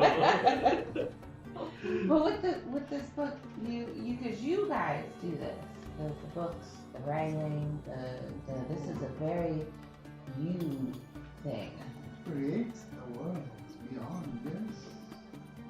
and you're saying that this book is a book that y'all created, but there are there's some theories that say that we are connecting to worlds that already exist and we did not actually create them. So, It is highly debatable as to which came the first. chicken, yeah, it is. However, But this this book is a copy of our work. And leads to a world that And- shiners and magic come from. But that's not the book. There's another book. It is a book that is bigger now because someone added to it. it would seem to be the case. Hmm. Yeah. This is no Marathi work, it is a copy of Marathi work. Mm-hmm. The original text, though fragmented, was penned by a Marathi, but copied by someone else. Foreign hand. Mm-hmm. The first wizard. Mm-hmm. I think there's always a chick. What if the chick is first wizard? You said that the girl when she came here she was hunted. Yes. What was she hunted by? Oh, just many generations ago, that's knowledge has been lost to time. Most are unaware that we sheltered any outsiders at all. There is no poetic word that she left behind. I thought she was maybe hunted by some kind of man. Just a stranger, a hunted stranger. She was a human. Descriptions vary, but my grandmother believed that she was an elven woman. We had to learn from Vane in those conversations with the first wizard. He was interpreting this book while we were traveling, and he found a little bit of the first wizard's grandmother, the first wizard. She had gone to Marat to find shelter for a little while, and then she returned. And Vane conferred with the first wizard with this little crystal. And she had said that yes, that had happened, but also a long time ago. She does not really know much. So it would seem to be that person. She have a name? The name that was passed down was Karis. Karis? And you said so maybe it's possible to make things from books and worlds maybe from books, but can you force things into books? Well, you can shove someone in there with no in and out. That's quite frowned upon and considered a punishable crime in our society. So you can read someone into a book. It's not really, well, sort of. Like you say, push somebody in. Does that mean you say, and Suni walked through the woods, and then you become in the story? They need to read it. They need to look at it, and as they see it forming, The gateway opens. and they are not giving way up. I take a book out. Are you about to do it? No, don't do it. Don't do it. Oh! This is book I was given. This is book I am making. When I go into the book that I am making, I have this book to return. It links to this one. Yes. So if someone does not have this book and they go into any of our books, You can come back. they cannot come back.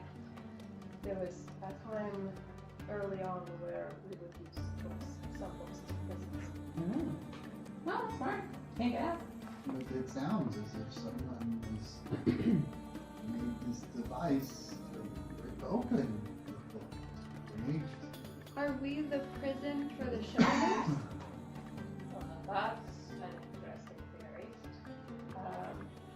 But Is someone trying to clean up another world and sending the shiners here? probably not, considering what oil like told us. But it would be good to learn more about who she is. Maybe have Elaine talk to First Wizard on what happened to her. Well, he did, right? Didn't he? I don't remember if he said that. But we didn't she get a name. disappeared or died. Well, I don't think we got her name, though, right? We didn't get First Wizard's name. I don't remember.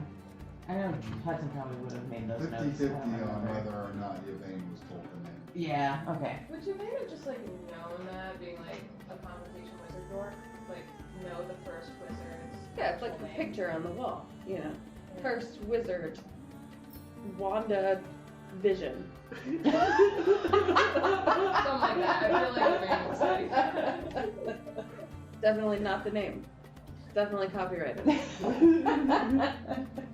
And then, Wendy, like, the Wendy playback. Vision. After this, just sounds like a deep, but we don't know if, like, you know, you said something profane or not. But so, okay, I'm just curious one more thing about your books, because Oh, I'm honestly, curious about so many things. You just have one. yeah, That sounds nice. It's a lot to think about, so I can only think about so many things in a day. Oh, Yeah. Anywho, it hurts. Don't you just like when you... your hair is lovely. Thank you. Oh, I almost forgot my question. What was it? Oh yeah. So when you have like a book in a world, and then you use that book to get there, do you always go to the same place? Actually, well, Because there's shiner holes everywhere. sort of. It depends on where you are in the book to where you would actually end up. Kind of. It's a little bit Oh, so it's like different chapters or different places. Kind of like, yes. But in that place, you end up in that place. You know, it's not anywhere. They're distinct locations, but different ones. So Depending if on you the like turn the complexity. page, you're not just like 50 feet to the left of the last shiner hole.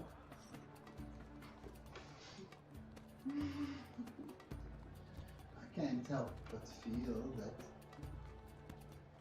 while we might not be immediately responsible, it is our innovations, our books that have created the threat that now faces the world. Peter's platform.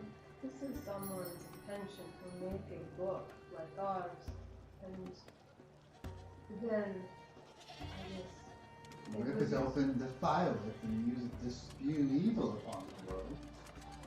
perhaps the main goal was arcane magic, and in order to get that, they ended up having a consequence of shining because they did not know what they were doing. People can try to do good, and then bad people take advantage of it. It is very hard to write a book that is balanced correctly, where there is not anything incredibly dangerous. Or if someone adds to it. If someone added to a book that did not have a hospitable environment and they were trying to make something good out of it, and they did not have the requisite skill, they could create something Dangerous. also bad. When On you add accident. something, there's always a reaction. I don't get the impression, although the knowledge and information is quite fragmented, that anyone added to this. It almost feels more like it evolved. Rewritten? It's alive? Only in the world, the way that the world rewrites itself as it changes and adapts over time. If someone would have had to have interacted with it in order for the book to change. Now we get into another philosophical debate that has raged on centuries. The books on the shelves when no one is reading them, they cease to exist, and they continue on. These are questions that are difficult to answer. If they do continue to be, will they not change and adapt over time?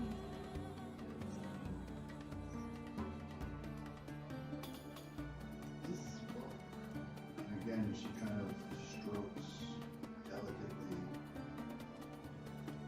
and with a deep sense of reverence over this broken, desecrated relic. This book, while a copy, forgery one might say, still feels authentic.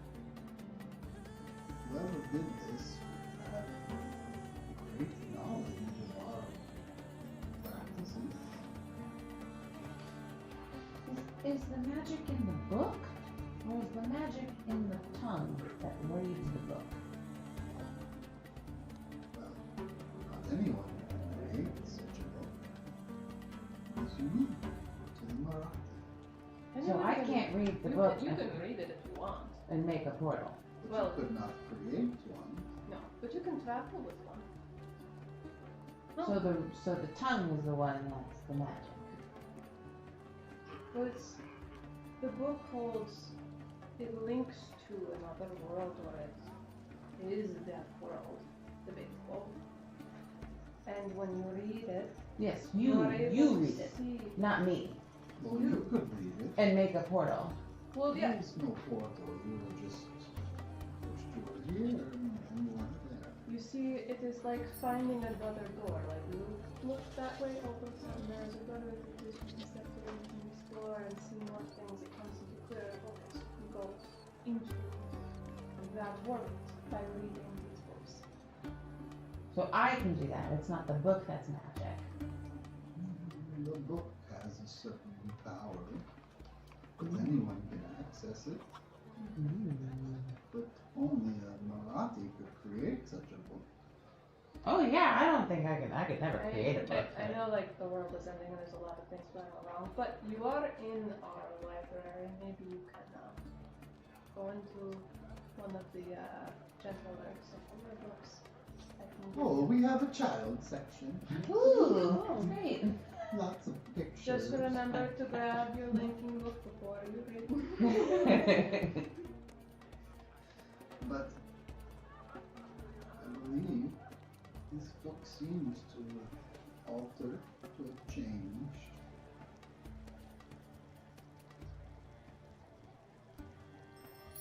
Perhaps someone added to it. Perhaps the book that was gifted to Karis long ago was altered in some way, but perhaps the world that it leads to simply evolved. Would someone be able to use multiple versions, multiple copies of this? We saw this in the Briarwood. My going assumption was that there was another copy made to create the rift that is now in the center of the rock. Copying the books has never been a pursuit we have followed, but I suppose if one was able to copy it once, they could do it again, which raises even further philosophical questions about what is real. So if you just rewrite this book in a different quill, different book, it's the same? Well, in Or do here, you need to write it? this linking book, there are many others to get back to this place. No, I'm just saying So you this can book, create- right, has created a portal to get these shiners. Yeah. We're talking about there's multiple books. So, is So there anybody can copy that book Maybe. and read, and there's a portal. Well, not that anyone. Is can that why copy nobody's it. allowed to like take your books away? Because anybody can do this. No, if you sat with a pen and parchment and copied one of our books word for word, it wouldn't work. It would just be a book. It's a skill to make a book. But the book is made. The book is made. It's made. It is written. It is a written book. It's Yes. read from. It's made a portal. If you just take that book and make another book, it's not the same book. No, the technique that we use, the special ink that we use, the meditative process in which we build the world, is all attuned that book to be that special kind of ink. It's more than just writing or copying the words to the page. And that's nice. That's good. That's better than there just be 6 copies of this book out and That they're just does making sound shiners. But I'm just trying to understand how the book works. It's fascinating. I've read a bajillion books and I've never walked through one. It is a unique and fascinating aspect of our culture. And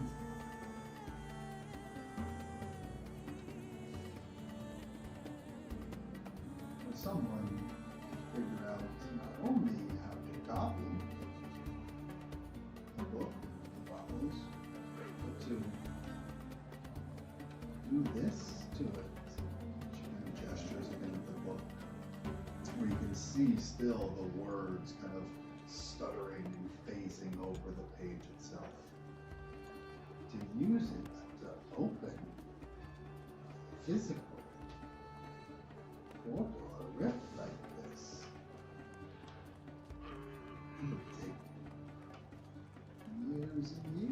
decades, centuries maybe, to figure all of this out.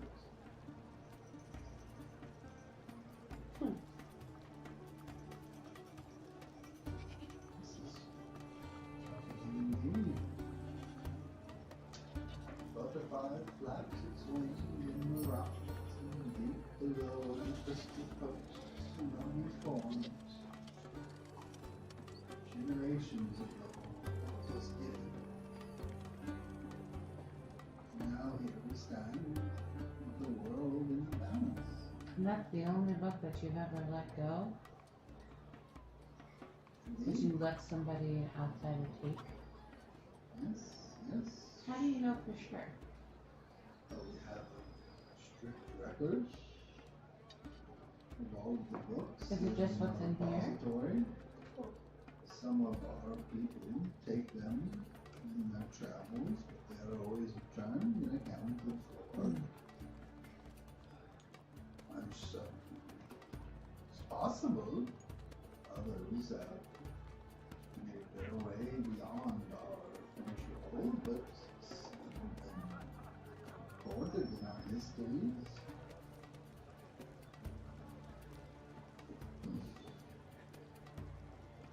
My grandmother told me it was thought at the time that giving this stranger the book, who at that time was no longer a stranger, but almost one of us.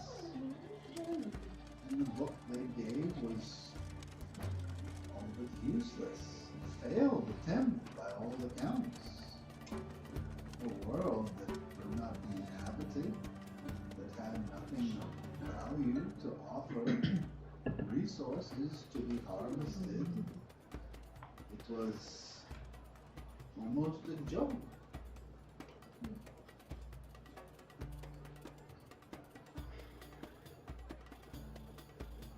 What do you know of the rift that has occurred? Only what you've told me. I didn't know of any rift at all. We've been getting reports for a number of weeks of shiners attacking out in the desert. More and more of them, more and more frequently.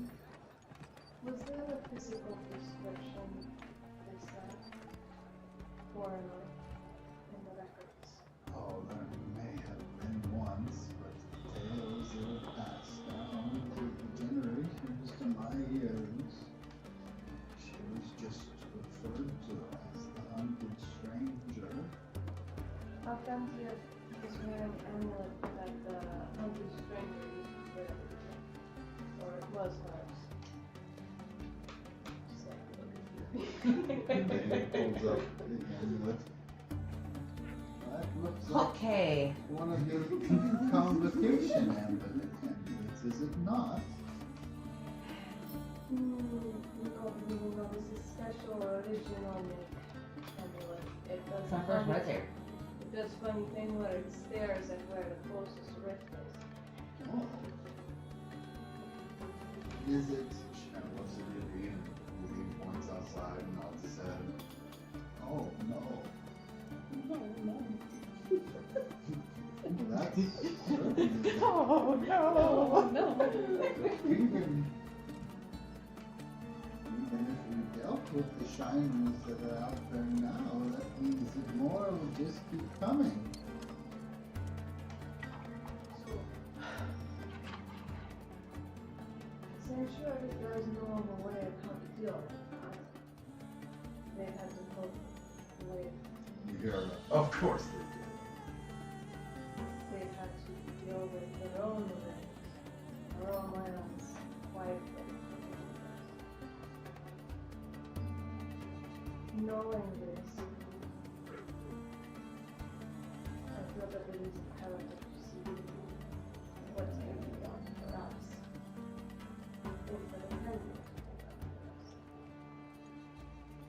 they are going into Briarwood right now to try to bring that under control. And to give as well. Yeah, what are you doing I'm with your rift? recommending that we open our borders to the kingdom traveler. I do not know everything that is going on in order to make an informed opinion. Would they have a way to deal with these rifts? I don't think so.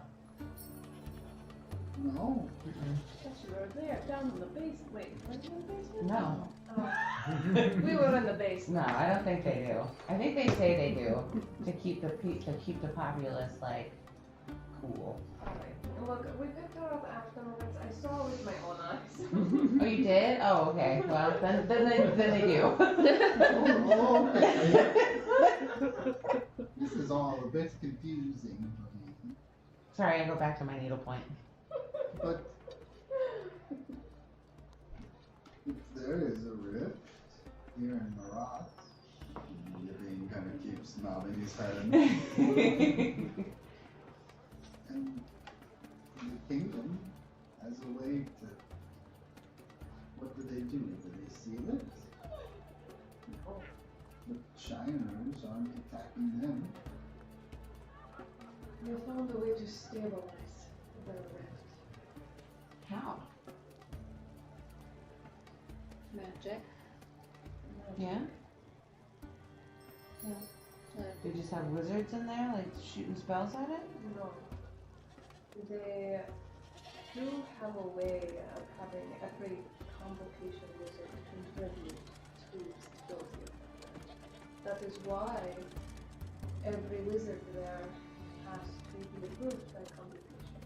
Because whenever they do a spell, whenever I do spell now, since I carry the approval, magic goes to protect our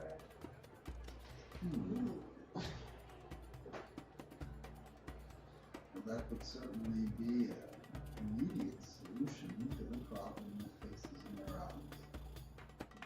She looks. You see the other two that have been sitting at the table with her. They kind of moved off a little bit, but they're definitely still close enough to overhear the conversation, and she kind of looks at each of them. This is not a decision that I myself would be making, but one must gather as much information and knowledge as they can before making decisions of this matter. If we are to save Marat, this is certainly a valid option. It is not really my place to offer my opinion on it. You are a traveler. You have seen the world, you have experienced it, you have gained wisdom from your experiences. It is of course your position to offer that wisdom to the rest of our society. I wasn't going to do it anyway. But I believe that even with not having the totality of the concept here, I believe there would be room for some contract, compromise with the kingdom that provisional to keep our depositories safe to our own and not give them any way in the near future to try to negotiate for us to lose complete control over our resources or have our traditions. But it may be a good idea to think about what kind of words would be used to allow for more creation.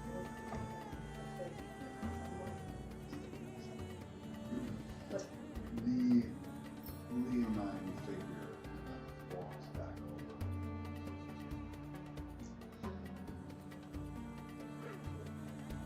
As he just says, any path of truces that we had with the kingdom have been had. Further aid they require. Our immediate field. does that include giving them access to the library when they wish? Does it include giving them the skills to write their own books, however they wish? No, these would be an art form left in the rock, but the High King has expressed interest in using the repository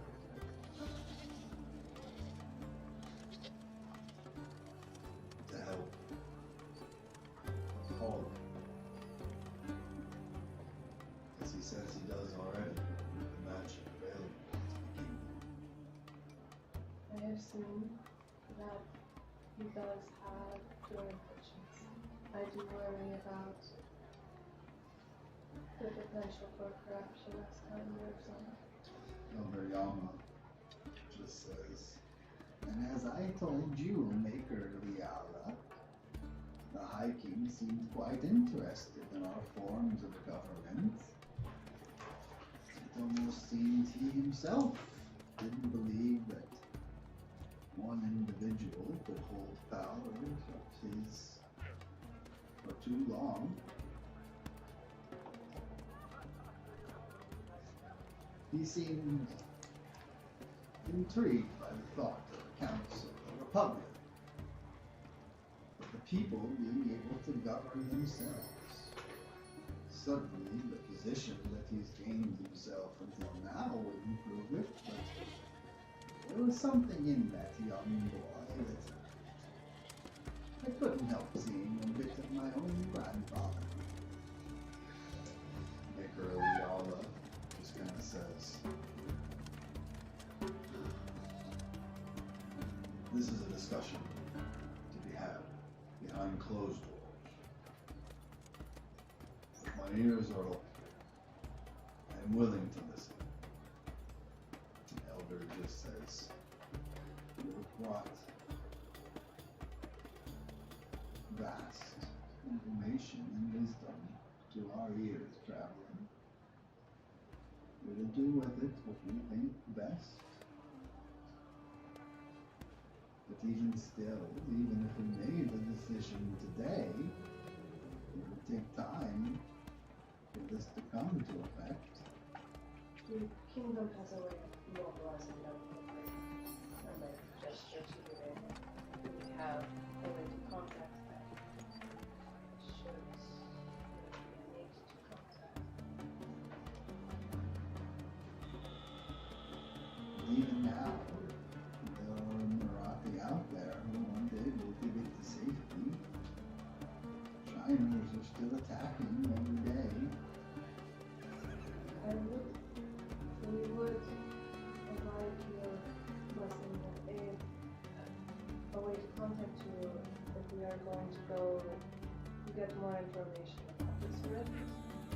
Perhaps speak with the subject matter outlet to be able to relay that information, whatever information you have. I would like to say, as an outsider, I'm not a part of the guard of this. I'm not a part of the convocation. I am a humble librarian. I followed Octavia into this. Oh, you Hey. worship Octavia? No.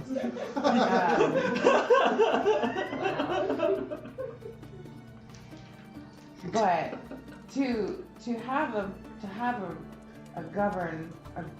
gigantic kingdom that continues to grow, that asks for fealty instead of helping,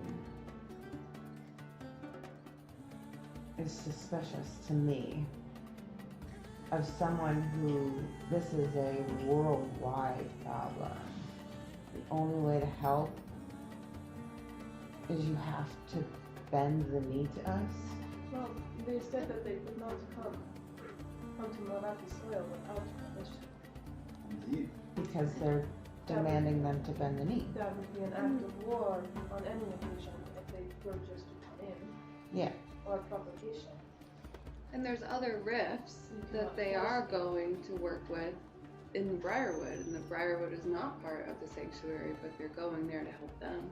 Yeah, but they don't have It was the Marathi people that signed the agreement saying that no defender soldiers may enter our lands without express permission.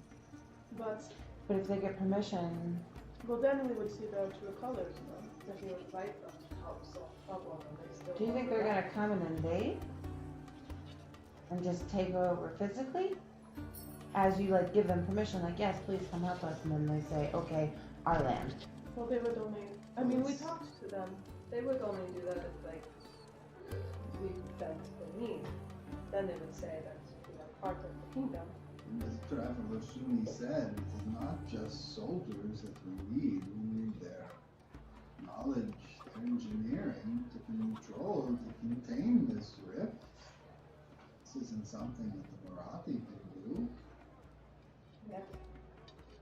But leaving the rift uncontained is a threat to the rest of the world and the kingdom, whether they, have your fealty or not.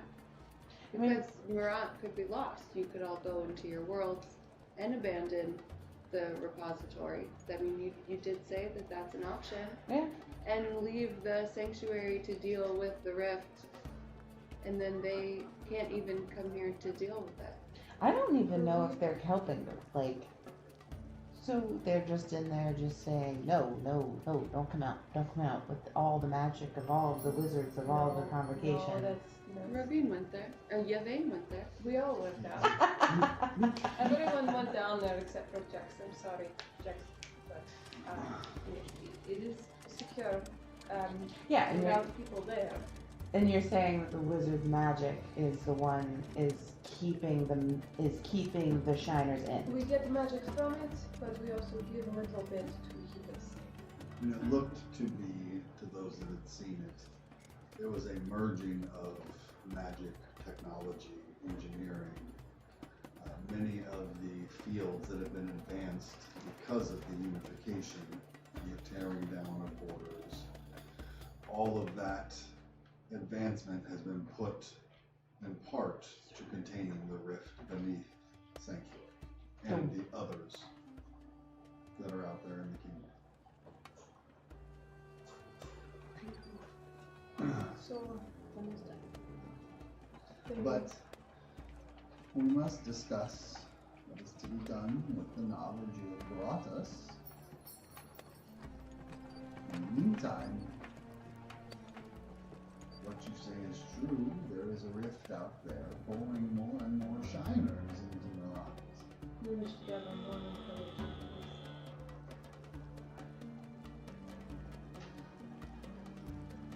We will talk here. Well, you go into action. Would you be able to aid us in this? Yes, provide them with some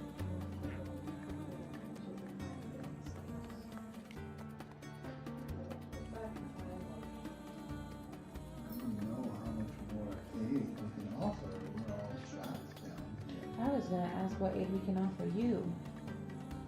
Oh, well, I say trapped, but thanks to the repository, with all the resources we could ever need, we could survive down here forever. Right, you could just go to other worlds. That would be it.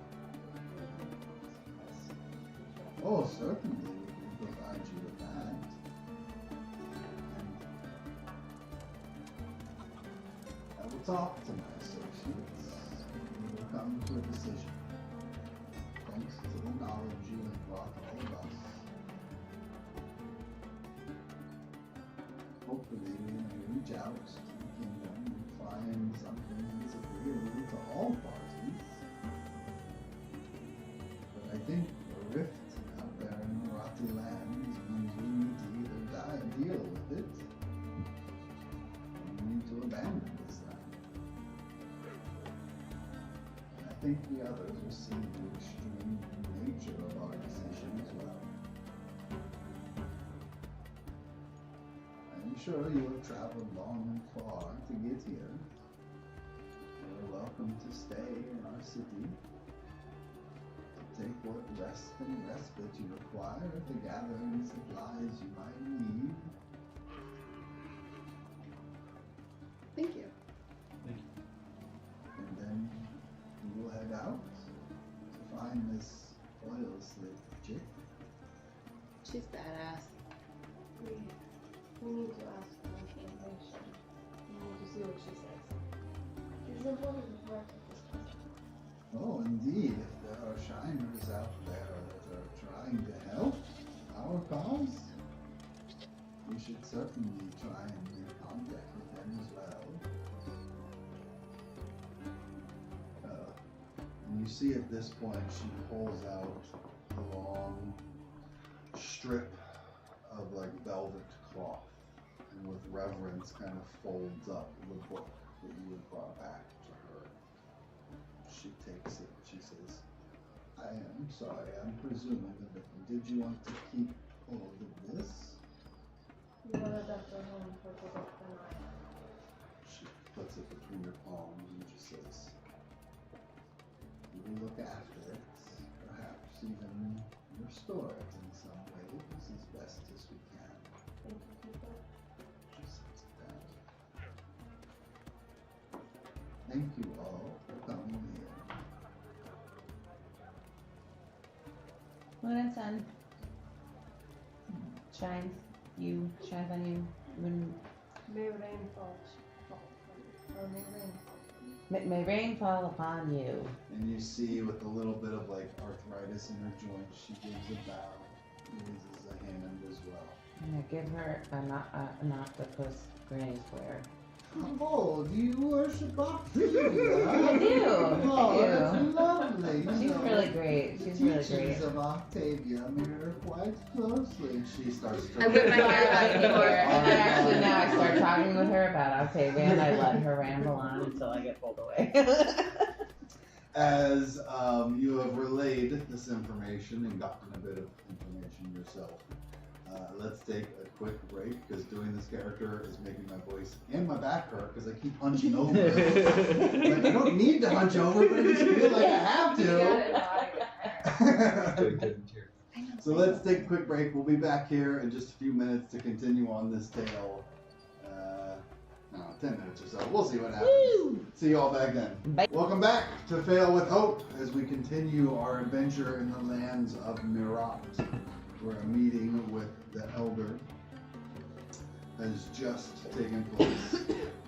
After a long discussion with her, both about the book and then a secondary discussion about Octavia and how many of her teachings mirror that of Mirat philosophy. Oh, do they? Oh, I didn't realize that. You've never been here before. I was just told 7 times. You all are left to make free use of the city of Ode as a resting spot before heading back out into the deserts of Morocco, into the heart of this desert island, in order to track down the source of these shiners. So you want to go into stranger protection and go into look and experience that? Well, I was curious if we should take care of this dragon. You saw those guards that escorted us? These are the guards. With the rock on a stick? That is somewhat unkind. I'm saying. I mean, There I pull are- out my hammer. I look at You Tulok's saw- shield. You saw lady, less ancient lady at council. She was defender. There are many powerful, very skilled militant people that used to be in there. So a few may still be hanging around. They do not want to go there. Jax, I think maybe we could like fight some shiners, right? And I think we could build some confidence in the people to fight the dragon to get their land back. But I don't know if like just us could kill a dragon. Have you ever fought a dragon? No. I haven't either. The Shiners are going to be deadly enough. If we can even survive that. I just know our fate brought us here. For a reason. These people are, quote unquote, stuck down here. It's a weird stuck though. Yeah, I mean, that's why I'm like, we could help. We could try. To be fair, you're also stuck down here. You gotta get past the dragon to get back. Well, I know. I mean, Actually, while this conversation is taking place, I go and find. I'm assuming that like we're still in the Pentagon building. If you want to be Okay. the repository of worlds. The possibility. I go find one of the guards. And I say, so why can't why do we have to only use the one elevator up to the main city, or not use the other tunnels out? The Aaron Despot's arrival caused quite a bit of geological upheaval. The other lifts are in repair. Some of them were shut down purposefully to restrict access to our haven. Okay. This is what I figured, but it was good to ask. As you walk away from this Marathi, you see another approaching. Tiger stripes on his tawny fur. As he walks over, he's wearing what looks to be the kind of garb of another traveler. And you see he's kind of like walking around looking up and down the rows of books until he spots you, stops, turning over, gives a formal greeting. I had been hoping to find you. I'm Keeper Yamara. I couldn't teleport over here, of course. Speaking with the Elder. The book you have found. I believe there is another book. In Roth. Another rift. I do not know if it's another book, but certainly good.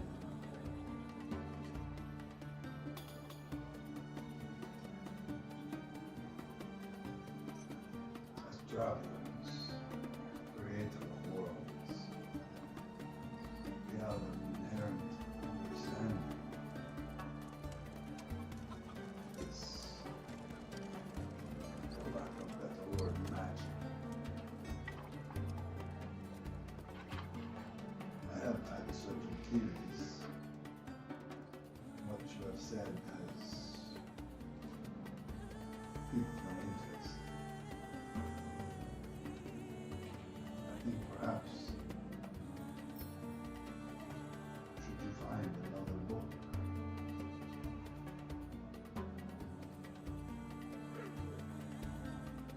in the same way that it was a journey, perhaps one might find a way to heal, to seal the wounds that have created the rift. That was what the Elder was mentioning, perhaps. With the whisper. But perhaps you could find the one creating this rift in Roth. You might be able to close it, to seal it again. It is theories I have had. I wish I were brave enough to venture out to find it myself. Oh, you don't want to go with us? Hell no. We are somewhat safe here. But the cost of it. I'm very afraid of going headlong into that, especially Now at least we must. If what you say is true, the closer you get to the rift, the more shiners you will find. Perhaps also more uncontrollable rage. We have much to learn. But if you can get there, if you can get to the book, it's a Marathi. There may be more you can do than your companions.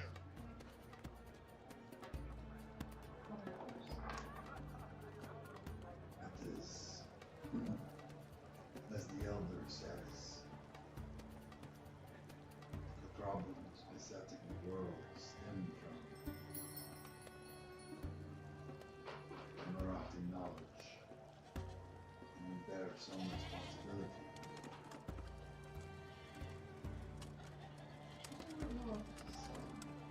Whoever multiplied people, whoever is into this position, utilized it in this way is to blame, I think, for all of our sakes. It's still our knowledge. It is not about our responsibility, it's simply this is all the world we live in, and we should all try to do it. Yes, and another, but in Marathi, to do this task. That is our responsibility. I suppose. It is just a theory. If I were as brave as you and your friends, I would test it myself. But if you are going out, there is a chance you could find this book and heal it.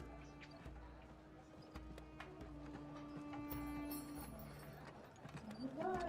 Something to think of.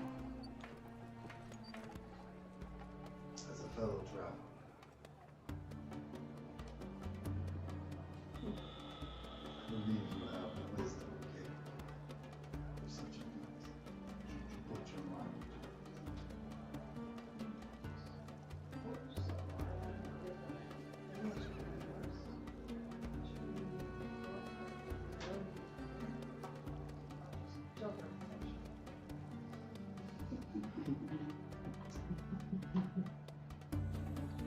Think of this as your first exam.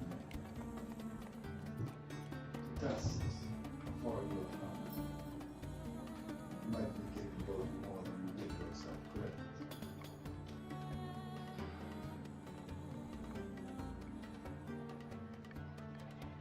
May rain find you on your journey.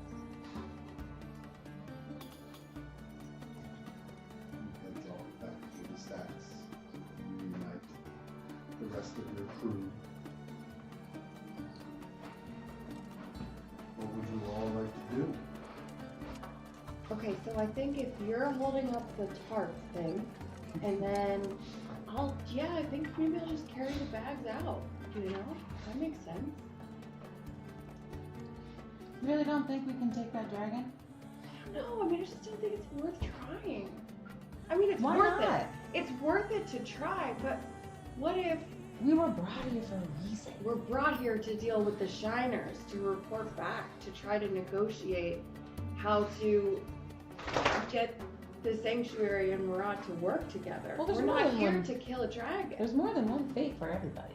There's a lot. There's the flying wyvern flyer people. You know, there's other people who can help with this dragon than just us. Who? The guard's not going to. I mean, look. Obviously, it's keeping these people hostage, and I am not gonna turn down a fight. But I'm also just looking for the right fight. And I don't know. I mean, you know, if we trip, if we sneeze, if the dragon wakes up, I'm there. I'm ready.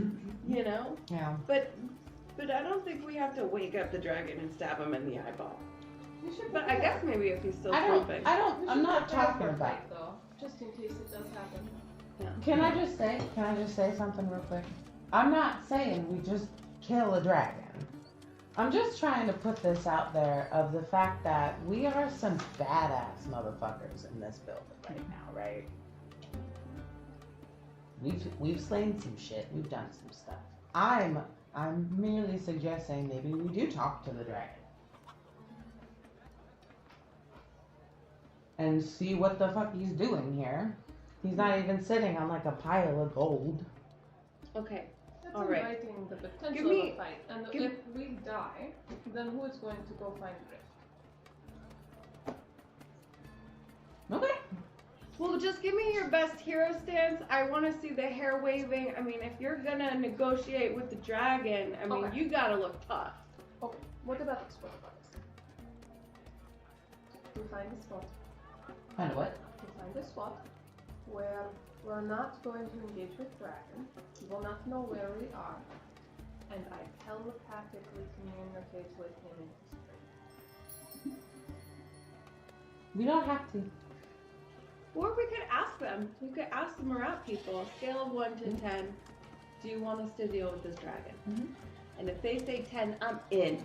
But if they're like, 6, you know, we're cool down here. I'm sorry, but I think we gotta focus on the rift, you know? Alright. Deal? Sure. Cool. I just want to put that out there. Yeah, I'm alright with that. I mean, it would be pretty cool to like deal with I this just dragon think we're problem. putting ourselves short here. I mean, I believe in the fact that I've come here, and not just for shiners. You know, the world gives us many paths to choose. Not even Octavia. You know, not even speaking through Octavia is there's so many reasons why things happen, why people go places, why you have this sudden urge to travel and sudden urge to join a group and come through. You know.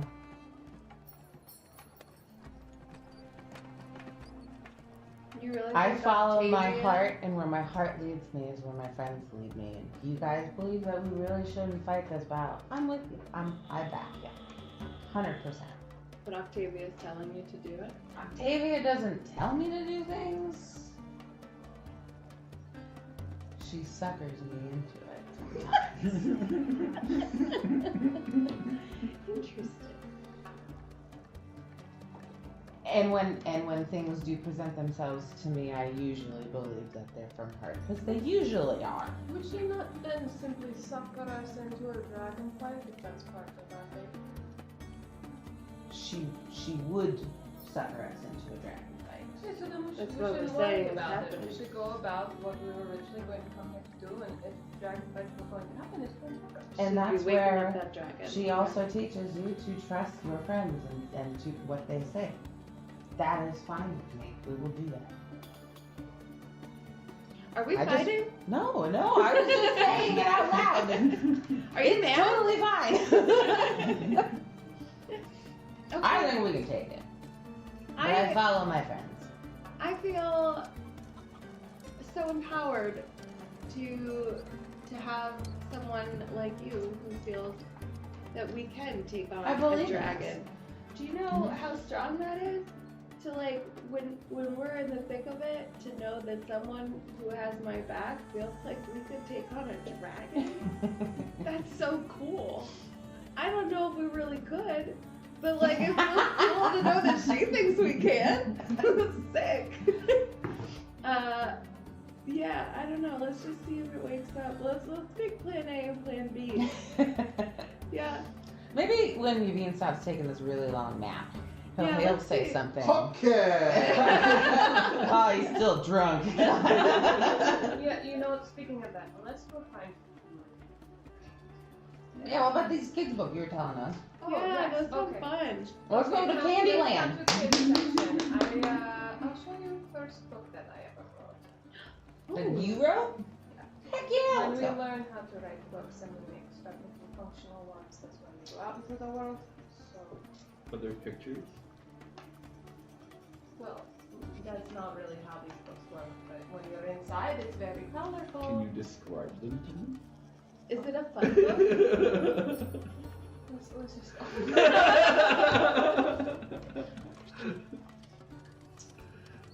Suni directs you over to the children's section of the repository of ages. You see very simple titles with big bold letters along them.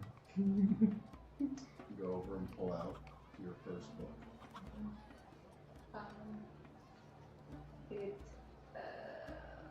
take you to the witch-like part of the world. I really should have thought, oh, that's too complex.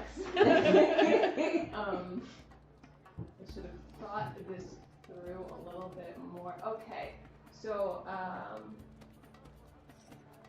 this is the wonderful world of cats. Oh, that's fine. On the front cover, it has one of the cats that you saw in the window. Mhm. There's just like an owl face, but like it's very redundant, so you can kind of tell that it is one of their cats, but very With a cowl. It's a cowl. And she just kind of, okay. So everyone, you can all huddle. Can I read it?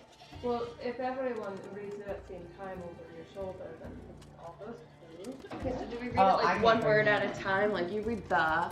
But everybody get the linking book over there and we'll And define you it. see, as you're doing this, Amarati quickly is hurrying over and it's just like, starts handing you all books. If you're going to read, you'll need one of these. Oh, right. Oh shit! Hand it back. Yes.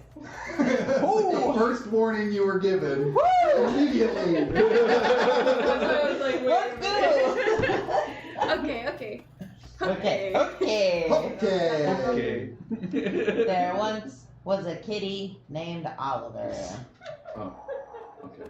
Oliver had an owl head. So, He hooted at the neighboring cows. And surprised himself when he tooted. I didn't get there yet. read it. Oh, sorry. What page are you on? Oh. It's only 6 pages, Bogart. You read about the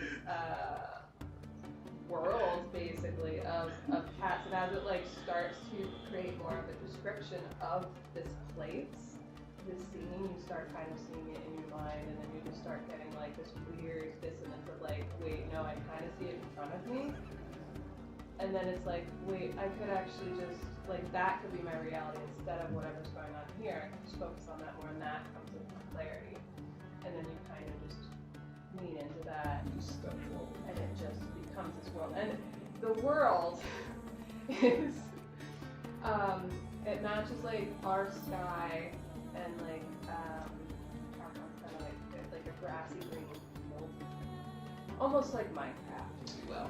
I imagine it's more like primary But- colors because but you didn't it- have descriptive abilities for like blending. So it's basically like Minecraft Flatland, but there's all these cats just walking.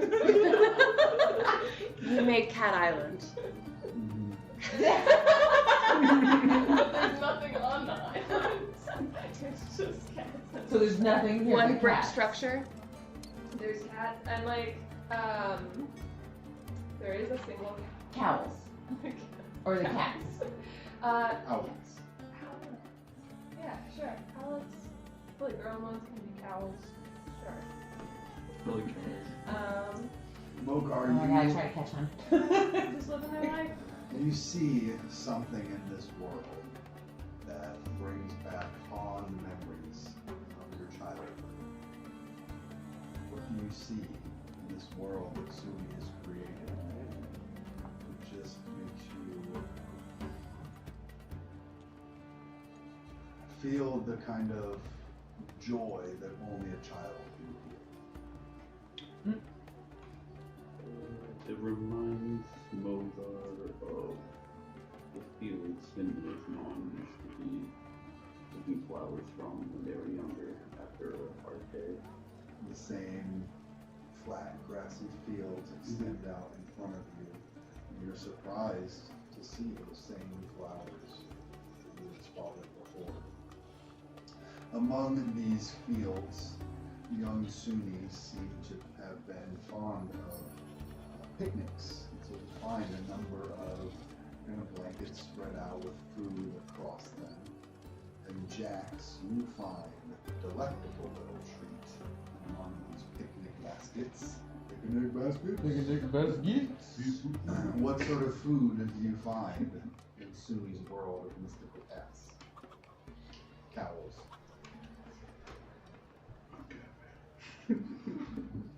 It's a meat pie made of rabbit. Find some rabbit pies, and you can see there's a few of these cows over, like scratching at it and eating some of it. There's a few that look like fresh out of the oven, despite no ovens around here, ready and waiting for all of you. Yum. It's crazy these cats make pies. They're They're so hands. smart. It doesn't make any sense. This world is crazy. Bring me back home. Well, you got the language. I'm just kidding. Leaving you Pies are delicious. to wander about for the first time in a different world. A world that's familiar but different from your own.